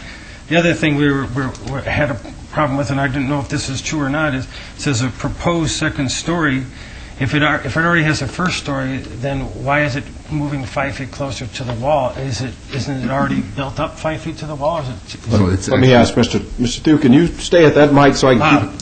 There, my question go is, ahead. it's a proposed second story, but they're doing the 5-foot variance. It sounds like the first floor is being built out to that length. So that's my question. Because if it already had the first floor there, and it was just a proposed second story, then what would be the issue? So you're saying it's That's not my question. even? It just doesn't sound correct to me. I don't know. Right. Mr. Thew, you want to explain that? Yes. What's taking place there is to get to a second level there, that's why I'm having to encroach the 10-foot easement to have a stairwell on the inside of the house to get to the second level. Oh, okay. Yes. The 10-foot is there. What we're doing is it's hitting 2 points, as you can see on the map there, of the 5-foot easement. It's not encroaching the whole area there. It's just two angle points that it's hitting. Those 2 points. We can't see what you're pointing at. What you're so pointing at. Can you look on the... Yeah, right there. Just leave it right there, Mr. Thew. There you go. Where are the 2 points again? There's it. There's your 5-foot there and a 5-foot setback there. Those are the 2 points that I'd be encroaching. Okay. Okay. Thank you. And that's not towards our property anyway, so... Your property is on the back side here. We're over on that Yes. side Right. there, so... It's okay. Have you ever met Mr. Thew? You probably... Thank you. You guys are neighbors, so... This is the type of stuff, Mr. Thew, that we, as a commission, expect to be done prior to getting here. Go around, knock on the door, show what you're doing, and then you all come... And I did that inside our cul-de-sac there, our community. Very good. Thank you. Commissioner Quinn? All right, thank you. Commissioner, could the applicant stay? Applicant, please? stay. Thank you. Did you and your neighbor just agree on, did he shake your hand in approval of it? Yeah, I think he's okay. Because I've been out there twice this week. This is my ward, and I love that old area. And the few things that I noticed, unfortunately, is a lot of things are for sale. And the other thing I noticed is that you live in a beautiful, beautiful cul-de-sac that if I was you and your lovely wife and family, I would hate to leave. And I find it kind of hard to believe that with the not monstrosity, but the beautiful homes that are built in there, that this would affect anybody's lifestyle. If anything, it's going to improve their property value, and it's certainly not going to bring it down. And I rarely don't like to go against staff because they usually are right about how much house belongs on land. But I also know that in this economy, you're not going to be able to pick up your family and move into something this size and sell this one at the same time. So I'm going to support you tonight because I think it's a beautiful place, and I think you're very fortunate and blessed to live there. And that's how I feel. And I just would add one thing, though, although I do agree to some degree with Commissioner Quinn. The justification letter, I take some exception to. Generally, I don't care what you do. as long as your neighbors are okay with it and it doesn't create a public safety issue. But you've got a 5,000 square foot home, you want to add an additional 1,000 square feet, and you want to encroach into what the code requires in terms of being close to your neighbor. Your entire argument is that your house is too small. You've got a total of 6 people living there now, and you're saying you need 6,000 square feet rather than 5,000 square feet. And I guess my question, it's just rhetorical, but where did we get to the point where we need 1,000 square feet for everybody who lives in a single-family home? 5,000 square feet was a mansion when I was a kid. And now people are saying they're modest-sized houses. Yeah. So each one of your kids gets 1,000 square feet. No, you and your wife get 1,000 square feet.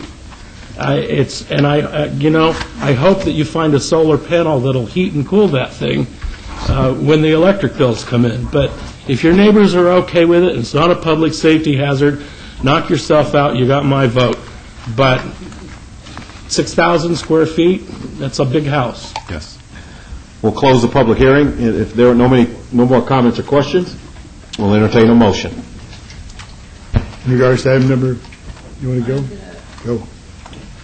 I'd like to make a motion on variance number 17-29226 to approve this item per staff's recommendations for this family. Motion's on the floor for approval of item 17. Please cast your vote. Page 7 is that. And that motion has passed. And that is final action in the absence of appeal to the city clerk's office within 10 days. Thank you. Item 18, VAR 29238, applicant owner Carr Family Trust to allow a proposed 12-foot high block wall where 8 feet is the maximum allowed and a waiver of the 5-foot setback requirement at 1840 South Tomsick Street. Staff? Mr. Chairman, staff is unable to support the 34% deviation to the standard, as this is a self-imposed hardship and is recommending denial. Thank you. Applicant? Mr. Chairman, before the applicant starts, there are additional protest and approvals submitted after the record, after the printing. What's that? Jim Van Kompernoll, 5385 Cameron Street, representing the applicant. I guess I want to get into explaining what we're doing here, but I have a question because it'll probably change how far into this I have to really get. It might save some time. So okay.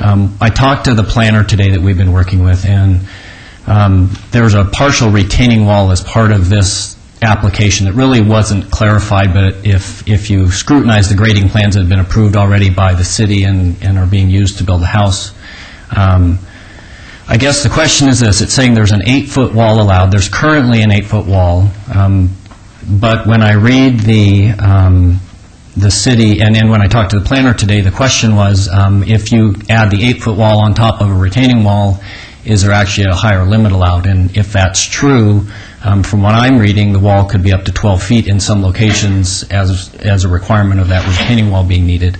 And then this application is for a very small portion of this wall, not the entire length. So I guess that's the question is, am I reading that correctly? Or Director Wheeler? Mr. Rankin? The height of the wall would depend on, including the retaining wall, depends on the slope of the land. If it's 4% or less, the maximum height of the wall, including the retaining wall, 2%, can be 10 feet. If the slope of the land is greater than 2%, it can be up to 12 feet in total height, with the maximum height of a retaining wall of 4 feet. In regards to the grading plan, on single-family homes, the grading plan is not reviewed by the Planning Department and only by the Public Works Department on single-family home lots. So we did not have an opportunity to review that. If you'd like to submit that information to us, we can take it into consideration at a later date. Okay. So to clarify that, by my calculation, I'm not an engineer, I'm an architect, so my math's not always that great, but Oki in this location is more than a 2% slope.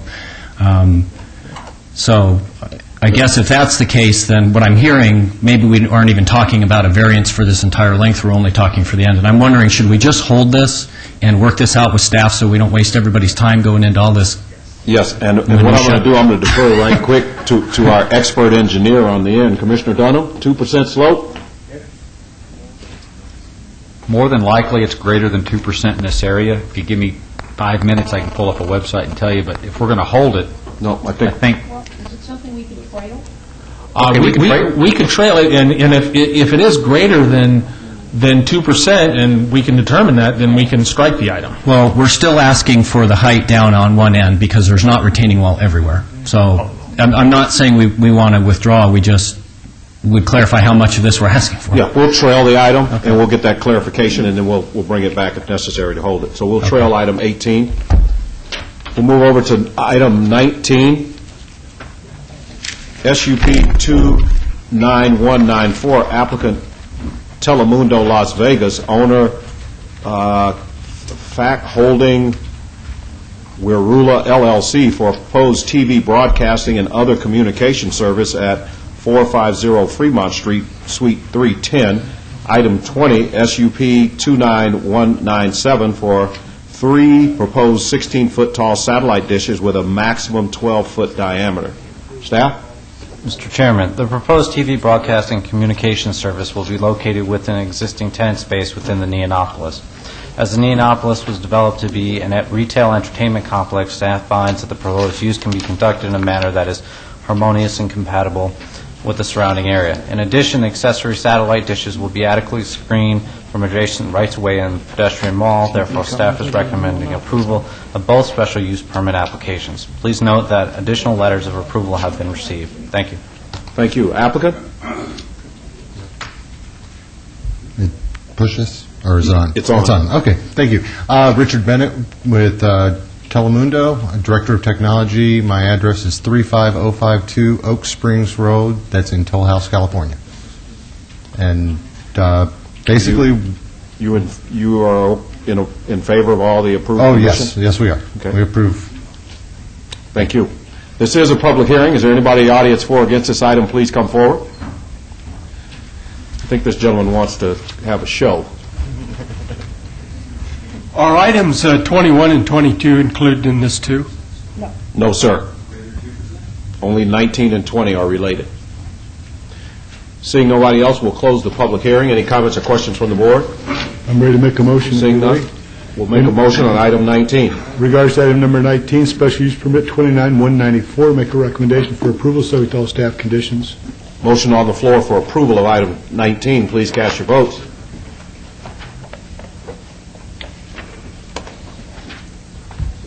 Commissioner Dunham? He's doing some freebie engineering work for us. He's doing math, I bet you. And that motion has passed. Item 20. Regards to item 20, special use permit 29197, make a recommendation for approval subject to all staff conditions. Motion on the floor for approval of item 20. Please cast your vote.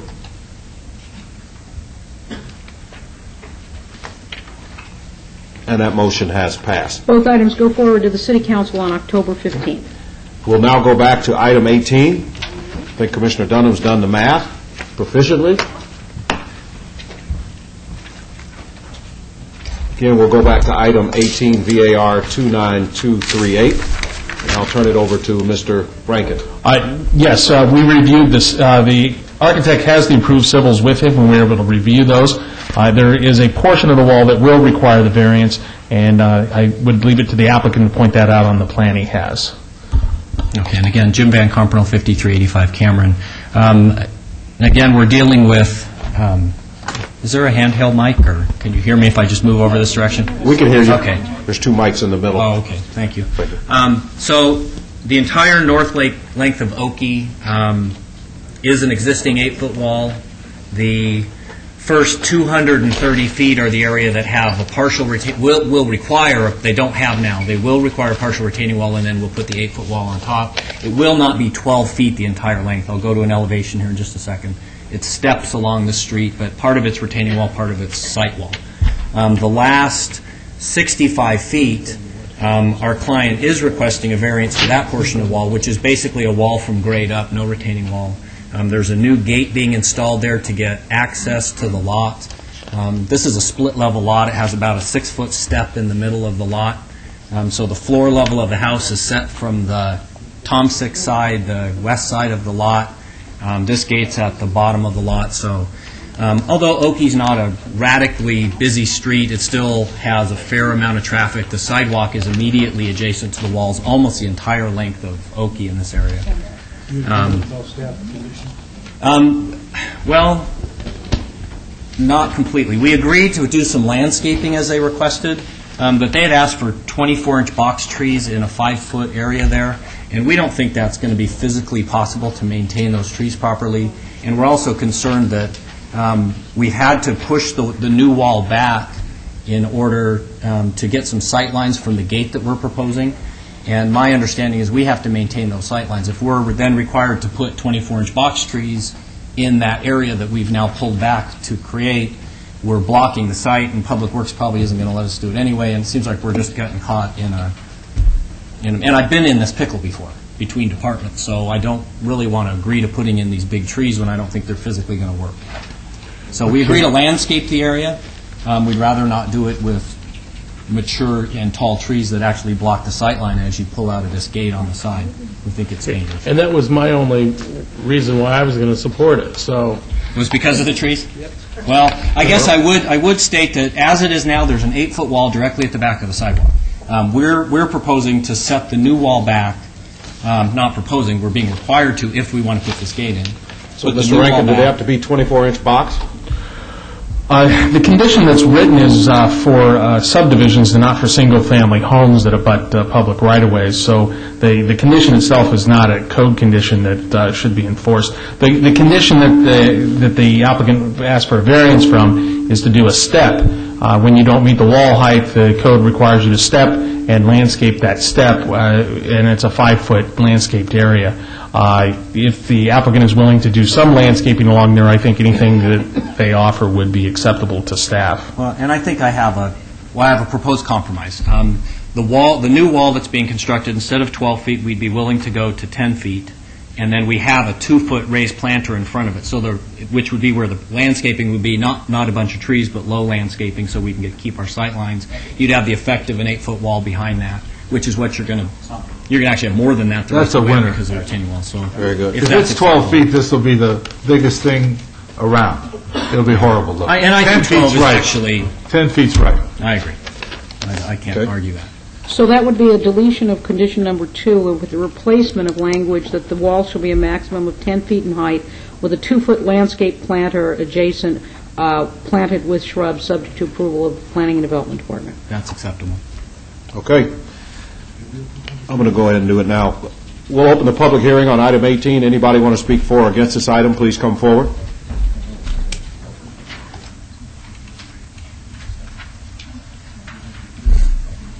Please come to the microphone, state your name and address for the record. My name is Ruben Alba. I'm at 8217 Gillette Avenue, which is directly across the street from this house that this guy is just explaining here.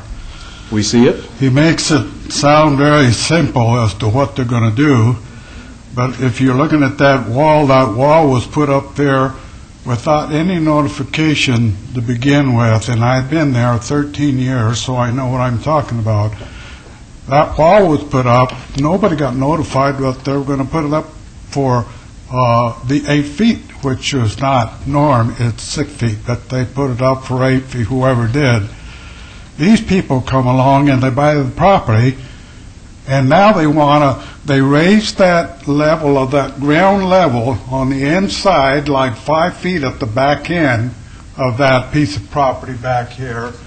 And now they want to put a fence 14 feet or 12 feet up in order for them to have a little privacy and, of course, not, upset the neighbors. Well, it's now 10, I not 12. want you to know, commissioners, that I've been there, like I said, 13 years, and that piece of property is monstrous. You talk about these people here wanting an extra 975 square foot of house to add. This house has got to be 10,000. It's a monster, okay? I live directly across the street. If they would put the picture on that shows that street down there again, and you'll see that fence runs all the way down to the very end. there was a plan, there's a planter there that you can see at the very beginning, which is a Tomsic and Wostokie. Okay. That fence is a very expensive fence, all the way back. They put it right up to the sidewalk, right up to the sidewalk. If they would have done what the people next door, which is at the rear of that house, and put it back, and they have the room, I checked it just yesterday, they have anywhere from 12 to 15 feet inside of the property to move that fence, if they're going to knock that one down, move that fence in and leave out there that planter so they can and be compelled to put something on there that will be Italian cypresses that will cover that whole wall and that whole house. Because my view from my kitchen, if whoever's controlling these pictures would put the picture back further where it shows both sides of the street, I'll point out to you exactly what I'm looking at. See if we can back it from up a photo. my kitchen window. See in the back if we can move back a couple photos. I'm across the street, and my back property faces that. No, that's Tomsic. I'm talking about Okie. Okay. The fence side. Let me ask you a question real quick. Do you think a 10,000 square foot house is going to increase your property values? That's the front of Tomsic. I'm not talking about Sir, that. yes, there's asking a question. There, look. Just a quick question. Do you think the fact that this guy's building a 10,000 square foot house is going to hurt or help your property values? Well, what I'm trying to point out to you, when I bought that piece that's of just a question. But let me finish then, and you can ask me questions then. I just did. Well, I know, but I haven't finished. Sir, go ahead. Let me finish, and from my viewpoint, all I see of that house is I say. So this people want to put up, they want to knock that down so they can put a few planter boxes there in front in order to hide that big monstrous house. Okay. I used to be able to see at McCarran out there and see the airplanes approaching and taking off, and now I can't see anything but that wall, that monstrous house. Okay. Now, if they would have left the level of the house, the land lower like it was, instead of building it up 5 feet, they probably would have had a nice fence along, and it would have been bad, you see, because I would have been looking at the roof instead of the whole wall. So my point in this is to show you that if they would have filled in more dirt, they could have had a higher wall because the house was higher, and therefore they wanted to cover that up, so they would be here asking for 18 feet. So that's the reason I'm opposed to having a fence knocked down and then another one put up there, and then they're going to put planter boxes. Based on what I read, is that they're going to put planter boxes every 20 feet.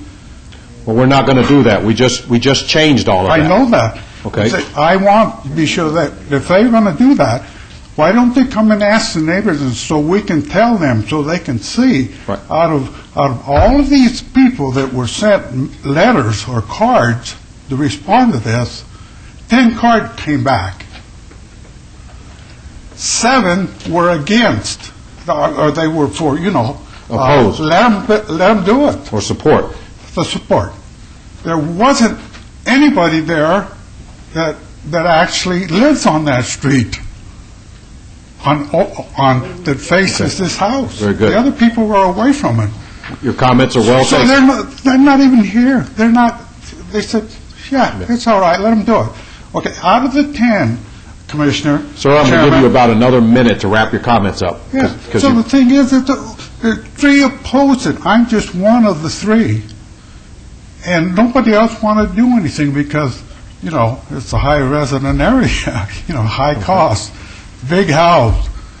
But we people across the street have to suffer looking at that because there's going to be more traffic. That's okay. You're making that a thoroughfare. There's more noise. There's going to be more heat because the wall is going to be higher. And then it's going to be the most dirtiest street because the Okay, sir. street is going to have dirt all the time, and it's all going in people's yards. Thank you. We And I appreciate we being hear your here. opposition loud and clear. And I hope that I made myself clear. Very clear. Thank you. Anybody else like to speak for or against this item? Seeing none, we'll close the public hearing. Comments or questions from the board? Commissioner Truesdale? Yeah, Mr. Chairman. I appreciate the individual or the neighbor's concerns about opposing this item, and I know staff in relooking at why we trailed this item. I think the applicant has clarified the issue with regard to the slope of the street and the recommended changes to the wall. And based on that, I would make a motion for approval subject to the as-if approved conditions and the additional condition if staff could articulate the step back for us. Okay. What I have is that the condition as written, number 2, will be replaced in its entirety to read that the maximum wall height shall be 10 feet. There shall be a 2-foot landscape planter on the exterior of the wall with shrubs, and that this shall be subject to approval of the Department of Planning and Development. I agree. Thank you. Any more comments? Vice Chairman Trowbridge? Ready for a motion, then? That was the motion. Okay, let's go then. Motion's on the floor. Please cast your vote for approval of item 18. And that motion has passed. And that is final action in the absence of an appeal within 10 days to the office of the city clerk. Mr. Bennett? Thank you. Could you give Mr. Alba your card or something Absolutely. to keep him in touch with you guys all through this process? No problem. Thank you. Item 21 through 23 are related items. Item 21, SUP 29230, applicant Wet Ultra Lounge and Bar, Inc., owner... They're separate. Okay. Is it Foz Holding Wirula LLC for a proposed liquor establishment, tavern, and waivers of the 1,500-foot separation requirement from a liquor establishment, tavern, religious facility, and a school at 450 Fremont Street, Suite 130. Staff? Mr. Chairman, the proposed liquor establishment will be located within a designated entertainment venue and will not negatively impact the surrounding uses. Therefore, staff is in support of the requested distance separation waivers and is recommending approval of this application. Please note additional letters of protest have been received. Thank you. Applicant? Hi, my name is Matt Mayer of 11165 Camp C. Fells, Las Vegas, Nevada, and we're requesting your approval to put in a tavern here, which will be a nightclub and bar at 450 Neonopolis, Suite 150, for nighttime entertainment to include nightclub, liquor, and, so forth.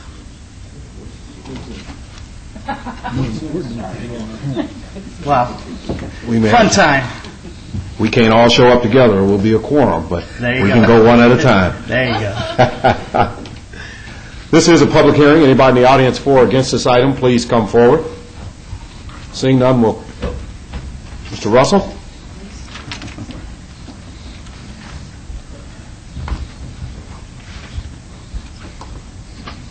Good evening, Mr. Chairman, Commissioners. My name is Teddy Russell, resident of Las Vegas.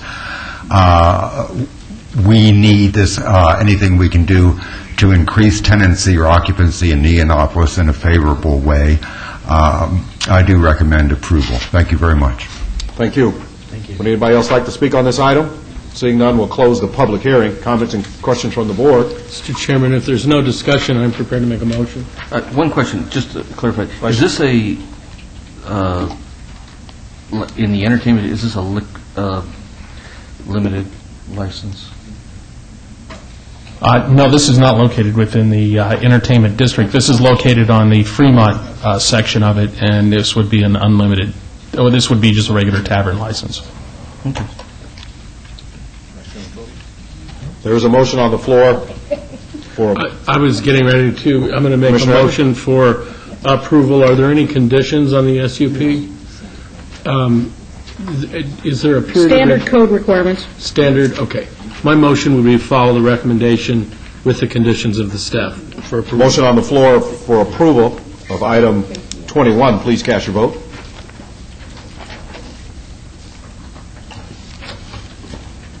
And that motion has passed. And that'll go forward to the City Council on October 15th.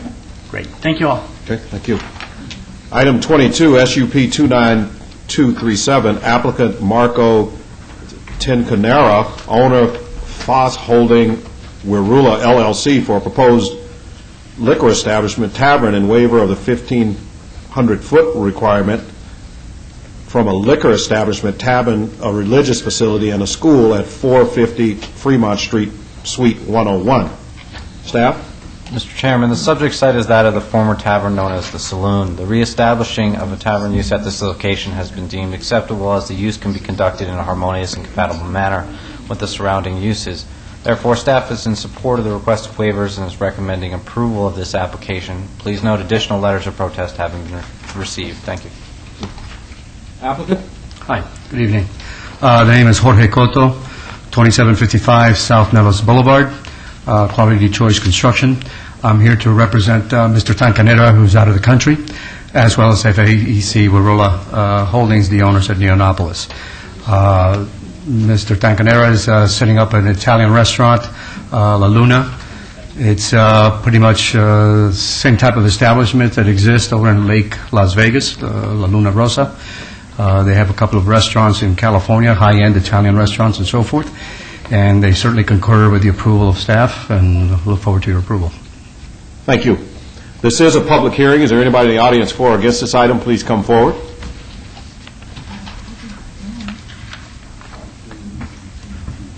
I wish you'd have told me that was FACE Holding. I wouldn't have tried to make a word out of it.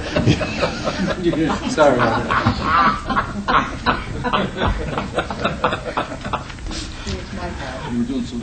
Mr. Russell. Hi, I'm Teddy Russell, resident of Las Vegas. It's an extremely high-profile part of the Neonopolis. They've already begun their renovations, they're upgrading, spending a lot of money. The reason it's so important is it is directly across from Walgreens. It's a huge expanse of surface that has been vacant for a very long time. We need more Italian. I can't tell you how much I like Italian, and I've been sending everybody to the Golden Nugget, the Grotto, for the best Italian, but we need an alternative at that end. I very highly recommend approval. Thank you very much. Thank you. Seeing no one else, we'll close the public hearing. Comments or questions from the board? If none, we'll entertain a motion on item 22. Mr. Chairman, if there's no questions, I'm prepared to make a motion for approval following the recommendation of the staff with all conditions for agenda item number 22. Motion on the floor for approval of item 22. Please cast your votes. And that motion has passed. And that Thank also you. goes forward to council on October 15th. And we're going to take a short recess, about 12 minutes. Thank you.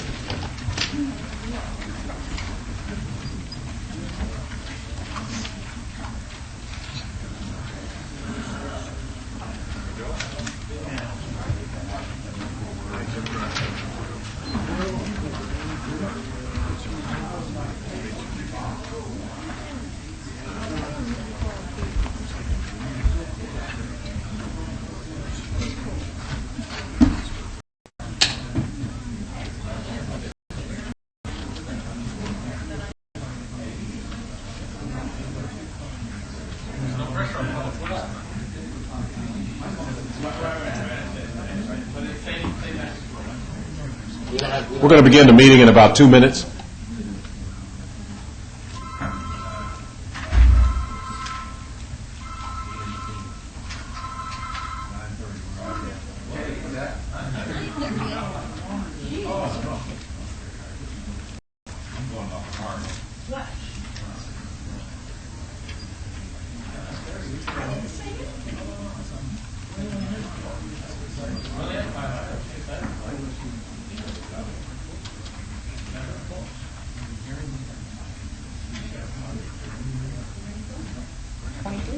Are we ready? Item 23.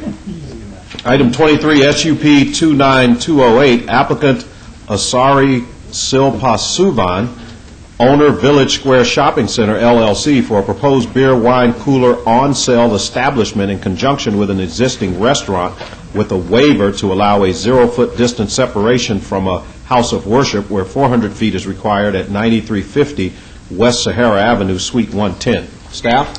Mr. Chairman, staff's unable to support the requested waiver and therefore recommends denial of the application. Thank you. Applicant? Yeah, my name is Arishai Silapaswan, resident in Las Vegas, Nevada. Good evening. My name is Sammy Tip, and I will be speaking on behalf of Mr. Arichai Silpasuvan. Thank you.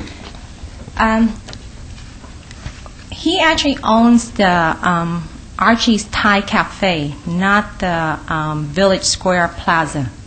So, here. Right. Is this the correct? It's just the applicant, not the property owner. Right. We're just leasing the property there. If you notice here, can you hear me from here? Okay. Yes, we can hear you. Okay. This yellow here, this is the house of worship. And we are located over here. And I pulled up some maps showing the distance from these other locations. You look at the red one here, this is the Chicago Brewing Company. And then this is Route 66 and Rice Sun Japanese Restaurant, Village Steakhouse, and this is Bertolini, which is only about 792 feet away from the house of worship. So distance-wise, we are not the closest to there. We are more than 1,500 feet away from the house of worship. And also there's a child care center here, which we are also quite a distance away from there.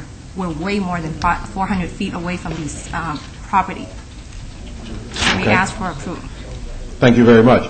This is a public hearing. Is there anybody in the audience for or against this? Please come forward. Seeing none, we'll close the public hearing. Comments or questions from the commissioners? Seeing none, on item 2, I'd ask for a motion, or item 23. In regards to item number 23, special use permit 29208, I'd recommend approval, subject to all staff conditions. Motion on the floor for approval of item 23. Please cast your vote for the approval. Commissioner Dunham, please. And that motion has passed. Good luck. Report to Thank City you very much, Council everyone. On October 15th, City Council. Thank you. Thank you. Have a good night. You too.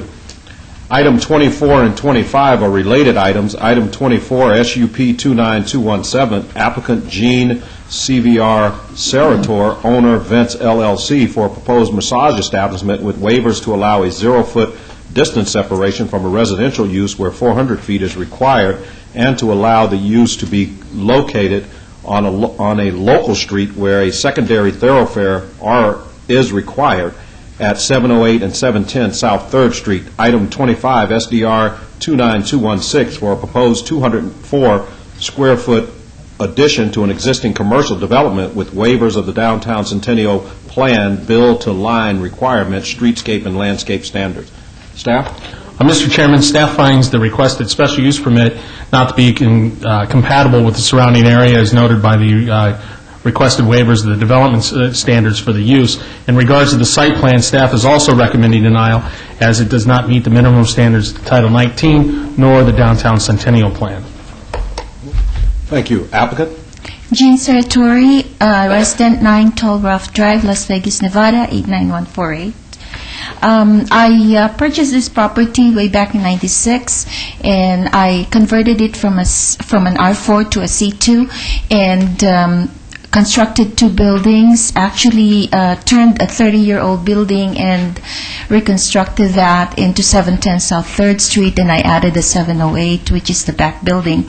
And I use it for my tax office, and also in 2002, I started a mortgage broker business.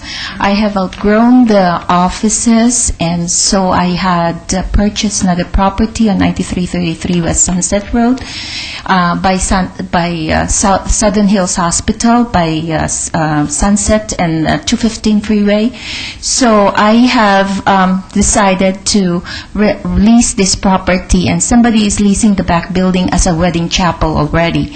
The front building, I put it on for lease, but I changed my mind after I have met with a lot of my tax clients who are losing jobs, like some of my clients who are physical therapists, who are massage massage therapist at Mandalay Bay, and there are some that are like facialists and all that. So I had this in my mind, and I thought to myself, well, why not apply and make this office as, well, the lease of my back building for the wedding chapel is going up this October. So I'm going to continue the wedding chapel.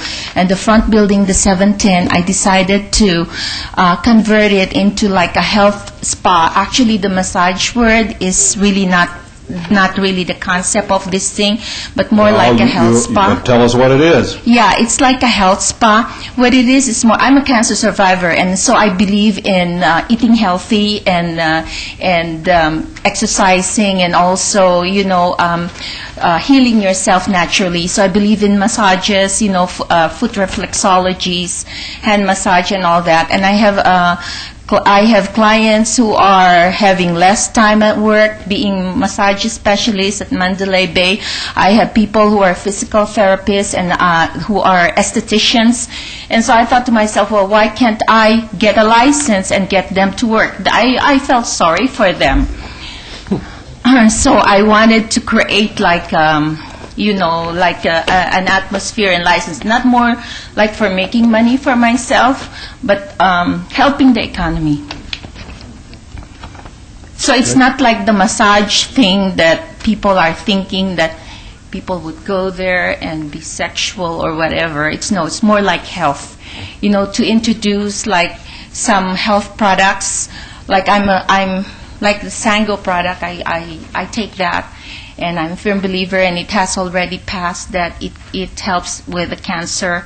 So those are the kind of things that I wanted to, put in out there. Not really. Very good. And then also, like the ones who are getting married from out of town or even in town, we want to offer them a package where it's more romantic. Like you can get like a full package. What is your budget? And then tell them, okay, we are offering a massage to go, and then we will put makeup on you. It's more like a salon too, because we will put makeup, we will dress you up, lease the dresses to them, rent the dresses and all that, do the wedding planning and all. Because I also have I can also go, and I have a license in going to the shows, to the trade shows, so I can get the products cheaper. So Very actually, good. all the 6 rooms for massage and all that, that's not really true, because I need one for changing room for the brides and groom. I need one to as a salon to beautify them, put makeup and all that, and it's more like to give people a chance. Okay. Thank you very much.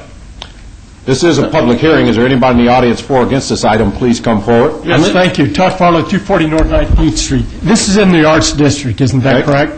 Then I think that these No, it's property, not. this isn't in the Arts District? Okay. Name and address for the record, please. Joan Saunders, 714 South 3rd Street. Gotcha. I'm their close neighbors. Very good. I just want to say that there are little kids in this neighborhood, some of whose families would not come forward because they might be illegal, but I've lived by them for 4 years. I've lived in this town for 40 years. And there are also little kids on the corner. And may I say, we also have perverts in the neighborhood anyway, and we don't need to have a massage parlor next door to draw some more, if you get my drift. Loud and clear. Good. The wedding chapel's fine, that's sweet. But a massage parlor next door to where you have several little, just started elementary school, and I knew them when they were babies, and no. That's Okay. wrong. Thank you very much. Mr. Russell? Good evening. I'm Teddy Russell, resident of Las Vegas. This is not my neighborhood. I want to congratulate the lady on her survival from cancer. Everything she said made eminent sense to me. I think she's remarkably entrepreneurially intuitive and creative. I understand that all the bells and whistles go off when we mention psychics and massage. That is handled in the normal interrogation or vetting process. It's not going to go through here. It's not going to go through City Council if it isn't in any way a low-life, erotic type situation. That's not what she's talking about at all. I recommend approval. Thank you very much. Thank you. Would anybody else like to speak? Mr. Chairman, as others approach the dais, staff would like to note there were additional protests received on this item. Thank you. You guys come on up. Let me let the applicant, there's 2 microphones. Could I have you step back so these gentlemen can occupy both of them? Thank you. Please come up. Anybody else, please come down. State your name and address for the record. My name is Cliff Everts, 555 South 3rd Street. And a quick question. I believe there was opposition from staff, right? I didn't hear that. The recommendation is for denial. We also have in our packet, I have 6 notices of protest, 2 approvals. There are a lot more than that. And on 24, that's on item 23. On item 24, I have 24 protests. Right. So it's pretty significant opposition to this. Yes, it is. I own the property. It's called Vegas Weddings. We just invested several $1 million on that corner. We think we're a credit to downtown. We've tried to build the area up. We think the idea of adding a massage parlor in an area where it doesn't have massage parlors, and I wrote a letter to this effect as well, will decrease not only the value of the property, will bring crime to that part of the town that currently doesn't exist. I own the property also at 320 South 3rd Street, and I lease property at 515 South 3rd Street. So this really affects my business and my employees. I have about 30 employees, most of which are female. We're open there every night till midnight. They don't feel extremely comfortable downtown as it is, and what we don't need across the street is a massage parlor. This isn't directly across the street, it's 1 block away. But we all know what type of traffic this is going to bring in. And I know it's going to not, a massage parlor is sometimes better known as a house of mischief. So we would really recommend that you not do this. Just this week I had an employee quit because they didn't feel comfortable, safe working downtown. So we don't need this sort of environment in the downtown area. And I strongly recommend, and I know you've had a lot of opposition to this, and I cast my vote in opposition to it. Thank you. Thank you. There are 2 microphones. Please occupy both of them so we can move readily along. Thank you. I'm Don Tingy. I'm an attorney. My office is at 723 South 3rd Street. I've owned property there for over 20 years. In addition to the 723 South 3rd Street, I own the 3 properties directly across from this proposed at 701, 705, and 711 South 3rd Street. They're in that block, which we think is one of the nicest blocks in town, incidentally. There are 4 businesses, my law office, Jimmy Crockett's law office, the Nevada Trial Lawyers, now known as the Nevada Justice Association, and the applicant's office. There are 22 residences in that block, and numerous children. These residents are, most of them are very permanent.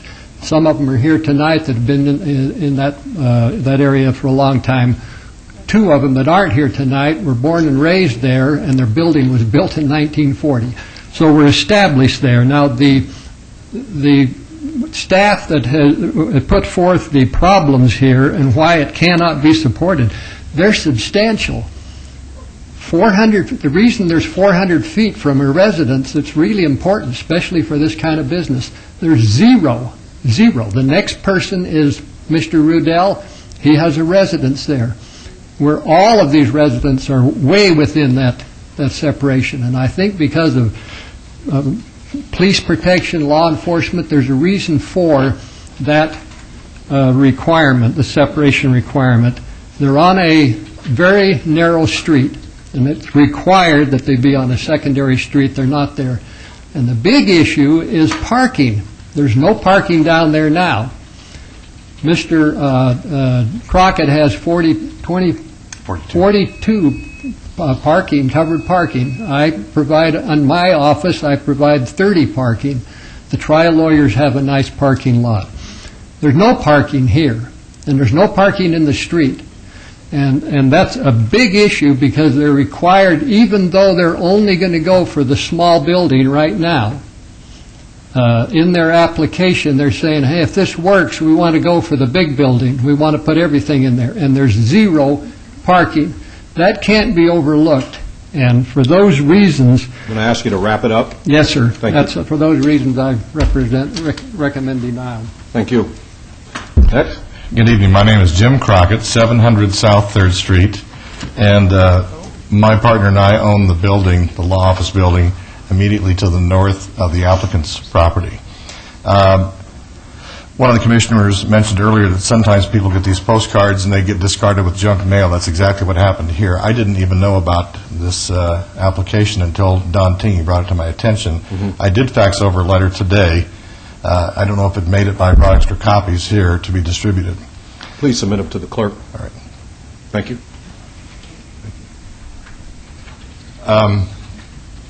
What they've been doing so far has been fine. They had the Saratory bookkeeping service out front, and recently they added the wedding chapel out back. The problem is that they really have about 10 pounds of stuff in about a 5-pound bag. And parking is such a problem that they have a limo that comes in and out for the chapel service, and a couple times now it's crashed into our wall that surrounds the parking lot, causing damage. When we constructed our office building, it was a house. We added on to it. In order to get approval for the addition that we made, we had to buy the property that's immediately to the west of the applicant's property. It actually fronts on Casino Center. We had to buy 2 parcels and construct a 42-space parking lot, which we did. And it's because parking is such at a premium down there. And, of course, across the street, diagonally, they're building that large Jewel complex. So parking's not going to get any better. If they were to have the 6-bed facility they're talking about requiring 12 spaces, I don't know where they could do that. They couldn't fit them on their property. And we realize that staff has recommended denial. We would just like to underscore and encourage you to do so. Thank you. Thank you. Yes, sir. Good evening. My name is Bill Pearson. I live at 715 South 3rd Street. I am the apartment manager of our 12-unit apartment complex. I've been there some 15 years. I've been manager for some 13 years. Most of my tenants are senior citizens up to the age of 89. I have honestly got to tell you that the entire time that I've lived there, we have never once had to call police in that 1-block area that we live in for any type of trouble at all. We've managed to keep it very calm, quiet, safe, and we would just like to kind of keep it that way. And parking, like the gentleman said, is a premium down there. We have special permits for our tenants to park in that 700-block area. I also want to mention that there is an elderly lady living directly next door to this one-to establishment, and I just would like to mention that as well. So our tenants are very worried about this. Thank you. Thank you. I'm going to give you an opportunity. Yes, sir. My name is William Rio. I reside at 711 South 3rd Street. My main concern for this massage parlor is children in the neighborhood. There's children at 714. There's children at 727 up at the corner of Gas and 3rd, that is where the elementary school bus stop is also. And it's only 250 foot away, not 400 foot. Now, does this 400-foot requirement away from the school include a school bus stop? Nope. That's what I don't know, does it? No. Well, okay, my opposition, I oppose the waiver anyway. Okay. Thank you. We'll close the public hearing. I'll give the applicants a chance to comment. Before I do that, I just want to read a couple. Well, I'm not going to read. I'm just going to submit them into the record. I think they were facts, but I told both of these gentlemen from City Mark, Mr. Alexander Beaton, and also from the Moran Law Firm, John Moran Jr., registered their opposition as well. So just wanted to put that on the record.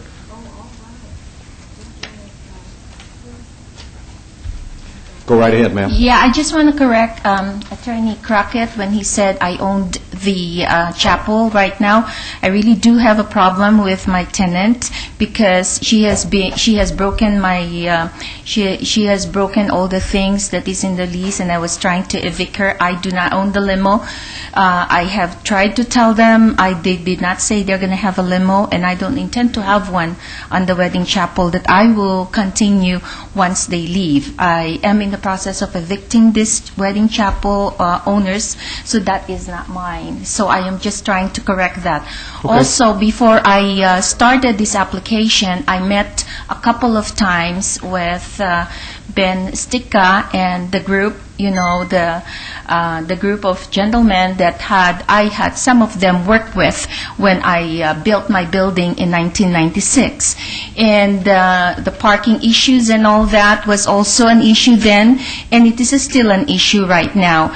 And what it is because I told them, like on my tax accounting practice, I told them at that time it is all, there's no walk-ins, and it is all by appointment. And this is the same principle that I am putting up, this business. And as I said, whether approved or not, that's okay with me. I'm just trying to see if I can help out with the economy. Okay. Thank you. You're welcome. Any comments or questions from the board? Mr. Chairman, I can be very brief. Mr. Evans? I can be brief. The applicant has the burden of proof. It's a special use permit, and all your altruistic intentions aside, it's still a massage parlor at the end of the day. I believe it's in the redevelopment area, if I'm not mistaken, Ms. Wheeler. Yes. And the goals of the redevelopment area, certainly in my opinion, are not furthered by a massage establishment, regardless of how great the quality. The findings in order to approve a special use permit, the first item is that it basically has to be harmonious with and compatible with the existing surrounding land uses. The staff finding is that it is not harmonious according to Title 19, and it sets forth those standards. It fails to meet the required distance separation standards, which is called out in Title 19. The next is the site suitable in terms of the physical aspect of the land, and the staff finds, and I would agree, that the proposed land use is too intensive. It's parking impaired, existing, I believe, and it would be in the future. And then the next is that is there highway facilities and the roads, essentially, would they be adequate in size to meet the proposed use? And it goes on to say basically no. The staff analysis couldn't be more right on. This is, in my opinion, a no-brainer. The people who spoke in opposition to this all have a vested interest in the community. They're primarily professional businesses. And if there's no further discussion, my adamant motion would be for the following of our professional staff's opinion for denial of this item. There is a motion on the floor, eloquent and brief, for denial. Well, you're half right.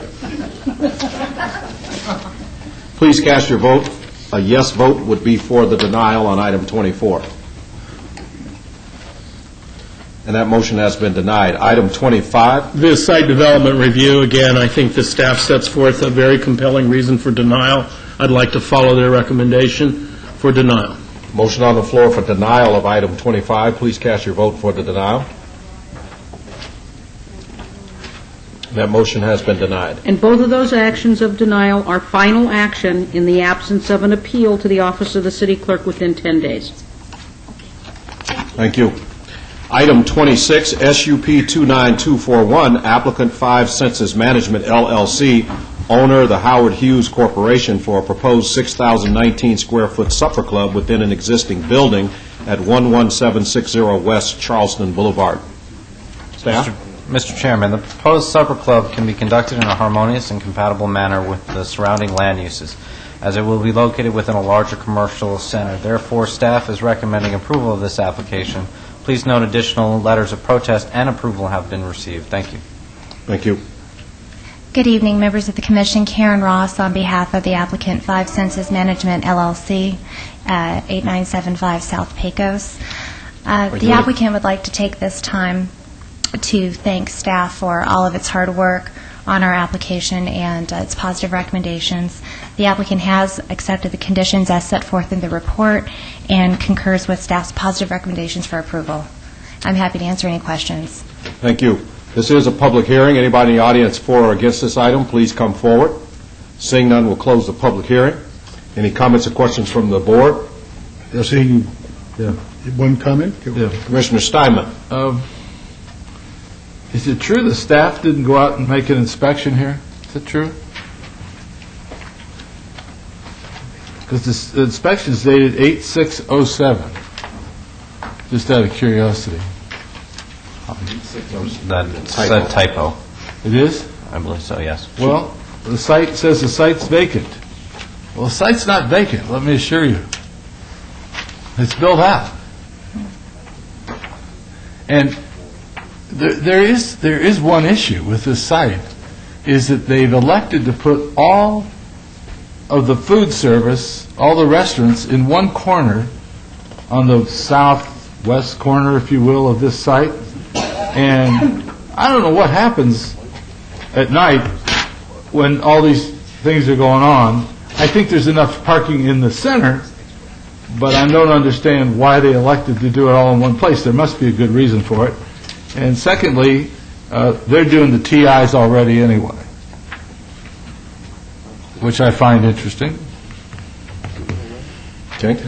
We'll ask Ms. Ross if she would like to comment on that. If I may, I can just comment that TIs can be done on the restaurant. The SUP is only required for the alcohol. So the fact that the TIs are continuing is not in opposition to this application. And I would just clarify, my good colleague here tells me that TI stands for tentative improvement. I wouldn't know. Thank you. Oh, excuse me. I'm sorry. No further discussion. No further discussion. Ready to make a motion on special use permit 29241. Make a recommendation for approval, subject to all staff conditions. Motion on the floor for approval of item 26. Please cast your vote. And that motion has been approved. It goes forward to City Council on October 15th. Ms. Ross, do they serve any hot links there? Unfortunately, they won't. Item 27, SDR 28853, applicant owner Paramount Fund 2 LLC for a proposed one-story, 29,700 square foot office development with a waiver of commercial building placement standards at the northwest corner of Ann Road and Leggett Road. Staff?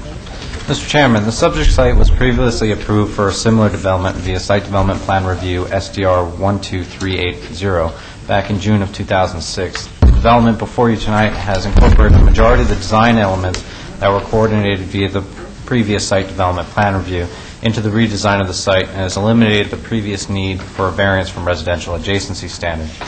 The increased buffer depths as well as the residential nature of the building facades adequately mitigates the proposed development's impact on the surrounding area. Therefore, staff is recommending approval of this application.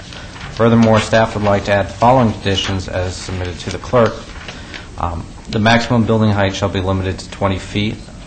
The property owner shall be responsible for full site maintenance. Office hours to be 7 a.m. to 6 p.m. Monday through Friday. In addition, staff would like to revise condition number 7 as submitted to the clerk to reflect the additional language as follows. The parking lot shall be screened from adjacent roadways by a low wall or berm with a maximum height of 30 inches in height. The 3-foot berm along the northern property line shall be fully landscaped with 5 yellow shrubs 5 feet on center and 36-inch box trees 15 feet on center. Please note additional letters of protest and approval have been received. Thank you. Thank you. Applicant? Michael Pansero, 2000 Cherry Creek Circle, Las Vegas, Nevada, here on behalf of the applicant. This is actually our second submittal. When we did our first submittal, Commissioner Dunham had requested that we meet with the neighbors to make sure that they were on board. There were some issues. We tried to redesign that plan, ultimately ended up trashing it and starting all over. We've met with the neighbors several times thereafter. Everyone appears to be happy with the plan now. We've condensed the buildings to the center of the property, moving them away from the residential property lines. We've increased the amount of landscaping that was required, and I think we've met all the conditions that were originally placed on the property. On behalf of the applicant, we agree with the conditions that staff has requested, and I'm open for any questions. Thank you. This is a public hearing. Anybody in the audience want to speak for or against this item, please come forward. Seeing none, we'll close the public hearing. Any comments or questions from staff or the commission? Chairman Goins, Public Works. Yes, Mr. Anderson. I would also like to add a condition at this time. Please do. Coordinate with the city engineer's office to participate in the Ann Road Public Improvement Project to eliminate the existing Sawtooth roadway improvements. Grant all construction easements necessary to complete this project adjacent to this site. Okay, thank you. Bart, would those be temporary construction easements? Most likely, yes. Okay. I just want to commend the applicant for fixing this up. Any more questions? I appreciate that. If I can take 1 minute, because I'm really proud of this. Okay. This is what was You get 15 seconds of fame here. Go. Okay. This was what was originally approved. This is what we're doing now. We've changed it to a residential look. All the neighbors appear to be very happy with it, and we're happy with it, too. Are you also in agreement with the condition that Public Works just read into the record? I would like some clarification on it, on where those easements are going to be. Mr. Anderson? Are they also along Leggett or just Ann? Probably just along Ann. I'm not familiar with the exact details of the public improvement project. That's why I'm asking that you coordinate with the city engineer, who is, but most likely just along Ann. Okay. We agree. We were actually happy to hear about this. There is a hazardous traffic condition next to us. The neighboring owner has not improved their property. Putting this SID in will complete Ann all the way up to Cimarron and actually make it much safer and make it a better project for us. So we agree. Thank you very much. Any more comments or questions from the board? If not, I'll entertain a motion on item 27. On item 27, I'd move for approval with staff's amended as if approved conditions. Motion on the floor for approval. Please cast your vote.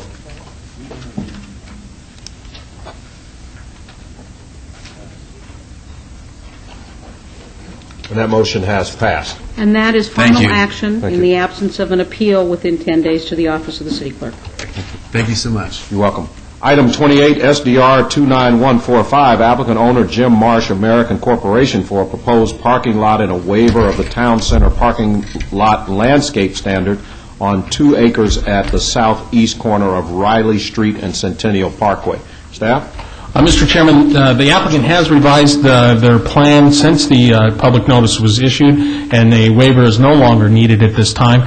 Staff finds it in conformance and compatible with the surrounding area and conformance to the town center development guidelines. Is recommending approval. Staff would like to add one additional condition. No waiver for landscaping is required or approved by this action. Thank you very much. Applicant? Please note one additional protest was received. Jim Marsh, 4100 El Jardín, and just for the record, I have a 1,000 square foot house and have no plans to expand it, so put your mind at ease. Sure you don't need 1,000 feet for the dog that's always I got 2 dogs, yeah, they're okay with it. They don't need a 3,000 square foot house? No, they're just fine. Okay. Maybe a Jeep. Yeah, that wouldn't hurt. This is a public hearing. Is anybody in the audience for or against this item? Please come forward. Seeing none, we'll close the public hearing. Any comments or questions from the board? Seeing none, we'll entertain a motion. Regards to site development review 29-145, make a recommendation for approval subject to all staff conditions. Mr. Marsh, you agree with all the conditions as read in? I do. Cast your vote.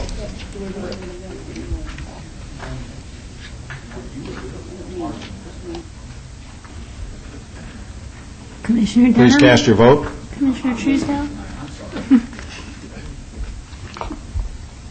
And that motion has passed. And that is final action in the absence of appeal to the office of the city clerk within 10 days. Director's business, item 29, TXT 29629, applicant owner, City of Las Vegas, discussion and possible action to amend Title 19.04 to allow a waiver from the distance separation requirements for liquor establishment tavern use within mixed-use developments. Staff? Thank you. As you know, currently there are allowances for waivers to be considered for properties of where taverns are located in the CV districts, in Parkway Center, and the casino overlay, historic buildings within a regional mall, or separated by a 100-foot right-of-way from an existing use. This proposal is to allow the consideration of a waiver of distance separations for mixed-use developments, and that is true mixed-use developments, that is mixed uses within the same building, not the, quote, horizontal mixed use, and for those on sites of a minimum of 15 acres and having a minimum of 250,000 square feet. This would be a request for a waiver, not an automatic, and would require City Council, Planning Commission's recommendation and City Council's final action. This is in consideration of projects where you have multiple entertainment tenants, and the one location that already exists that is like this would be the town square that's recently been built in southern Clark County near the airport, where you have multiple restaurants and taverns and entertainment uses. Again, this would still require the approval not only of the SUP, but also of the waiver, but would allow for the request for the waiver for multiple taverns in this type of a development. That is the request before you this evening, and if there's any questions, I'll certainly attempt to address them at this time. Thank you. This is a public hearing. Anybody in the audience for or against this item, please come forward. Seeing none, we'll close the public hearing. We'll open up to discussions from the Commission. Mr. Truesdale. I did have one question, Director Wheeler. With regards to this, you indicate that it's 15 acres. Is there some kind of magic number with that, or is it tied to specific? And I understand where this is going, and I agree with it conceptually. I just, when you cite projects like Town Square, that's a 50-acre development. One of the nice developments that's underway in the city, Tivoli, which is on 45-plus acres. So I'm just, maybe close. No, there is not. I can't give you a magic number. I know that Flynn has spent some time on this and taken a look at different projects, but no, whether 15 or 20 or 25 is the answer. No, there's nothing set in stone. Because I've studied these a lot and actually have worked on a lot of the several projects in the valley that are of the town square type component. And one of the things that make them work is the ability to have these multiple entertainment, liquor, tavern establishments as part of it. But what won't work is having multiple liquor and entertainment establishments instead of the mixed-use retail. And we approved something tonight, earlier, some liquor establishments with regards to Neonopolis, appropriating as much as it's downtown and it's part of the casino core and all of that. But those two approvals will not energize that project to be a retail or a mixed-use development. And I support the idea of trying to do things downtown, so I did vote for those. But the fact is, on too small a project, if you just overemphasize the liquor establishment, the bar, tavern type establishment, you will kill the retail. And the commitment to good mixed use has to be at the developer level and has to be a long-term view. And I think it's important for the Planning Commission staff and the council to understand that mixed-use developments talk about an economic development, and it takes a lot of commitment to make those tenant mixes work, and just being able to waive the distance needs to be thought out very carefully on these projects. But it is the appropriate thing to do, and this ordinance is the appropriate solution if we implement it properly. Thank you. Any more questions or comments? Seeing no further need to discuss the matter, in regards to text amendment 29629, recommend approval. Motion on the floor for approval of item 29. Please cast your vote. And that motion has passed. And that will go forward to City Council in ordinance form. Thank you. Now we'll move on to the citizen participation portion of the agenda. Item 30, citizens' participation. Public comment during this portion of the agenda may be limited to matters within the jurisdiction of the Planning Commission. No subject may be acted upon by the Planning Commission unless that subject is on the agenda and is scheduled for action. If you wish to be heard, come to the podium and give your name for the record. The amount of discussion on any single subject, as well as the amount of time on any single speaker is allowed, may be limited. Mr. Farlow. Thank you. Todd Farlow, 240 North 19th Street. There's some stuff going on now that the Planning Commission should be thinking about, and that's with the government takeover of Fannie Mae and Freddie Mac. Beginning in the year 2010, those two entities are requested to reduce their portfolio 10% a year for each year thereafter, which will actually mean the end of the 30-year mortgage. And I'm telling you, the Planning Commission, the 30-year mortgage is really important for development. So if you people know anybody, get them on board to resist this, and I hope you study this a little more. Thank you.